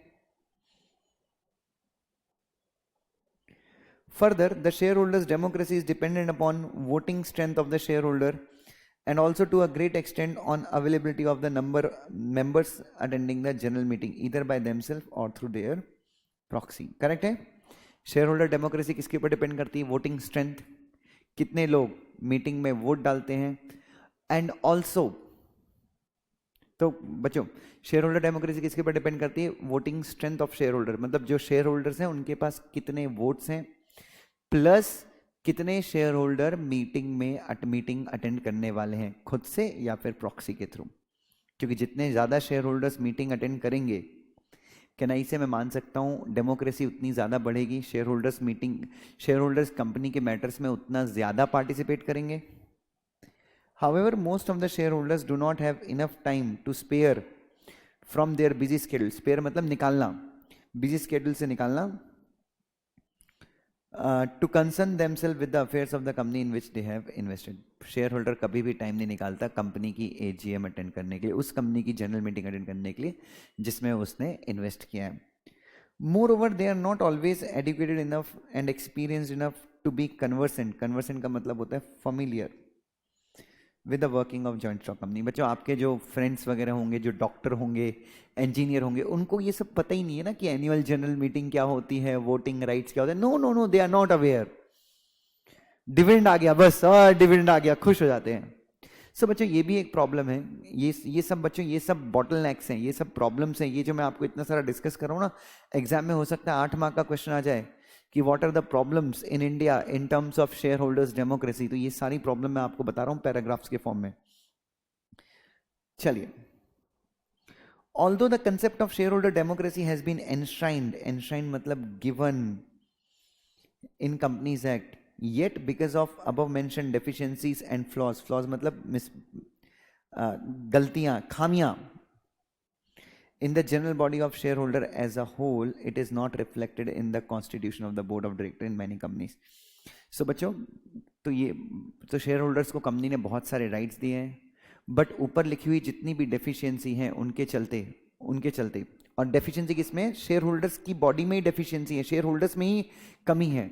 शेयर होल्डर्स ही मीटिंग में नहीं आते, शेयर होल्डर्स ही मीटिंग में अपने राइट्स एक्सरसाइज नहीं करते, शेयर होल्डर्स ही मीटिंग के लिए टाइम नहीं निकालते, शेयर होल्डर्स ही वोटिंग में पार्टिसिपेट नहीं करते, शेयर होल्डर्स को अपने राइट्स का इल्म ही नहीं है, पता ही नहीं है। इन सारी चीजों के चलते कंपनी का जो बोर्ड ऑफ डायरेक्टर का कॉन्स्टिट्यूशन होता है ना, उसमें कहीं पे शेयर होल्डर की डेमोक्रेसी नहीं दिखती। मतलब उसमें ऐसा होता ही नहीं कि एक भी डायरेक्टर जो है जिसको शेयर होल्डर दिल से चाहते थे वो अपॉइंट हो। कंपनी में अभी भी ऐसे लोग ही बैठे हैं जिनको प्रमोटर चाहता था और डायरेक्टर अपॉइंट कर दिया। कंपनी में अभी भी, कंपनी के बोर्ड में कभी भी ऐसे लोग, कंपनी के बोर्ड में ऐसा कोई भी नहीं है जिसको, जो है बट होना नहीं चाहिए, क्योंकि शेयर होल्डर उसको नहीं चाहते थे। वो शेयर होल्डर चाहते थे कि फलाना आदमी डायरेक्टर ना बने, उसको रिमूव करना चाहते थे, बट शेयर होल्डर इकट्ठे ही नहीं हुए, यूनाइट ही नहीं हुए, और इसलिए वो बंदा अभी भी कंपनी के डायरेक्टर में बैठा हुआ है, बोर्ड ऑफ डायरेक्टर में बैठा हुआ है। ठीक है, सो बच्चों आज का डिस्कशन हम लोग यहीं पे खत्म करेंगे। आई होप कि चीज़ें आपको क्लियर है, और प्लीज़ अच्छे से पढ़िएगा बच्चों। ठीक है, God bless you, take care. कोई भी डाउट हो तो प्लीज़ आप मुझे व्हाट्सएप कर सकते हैं। Thank you.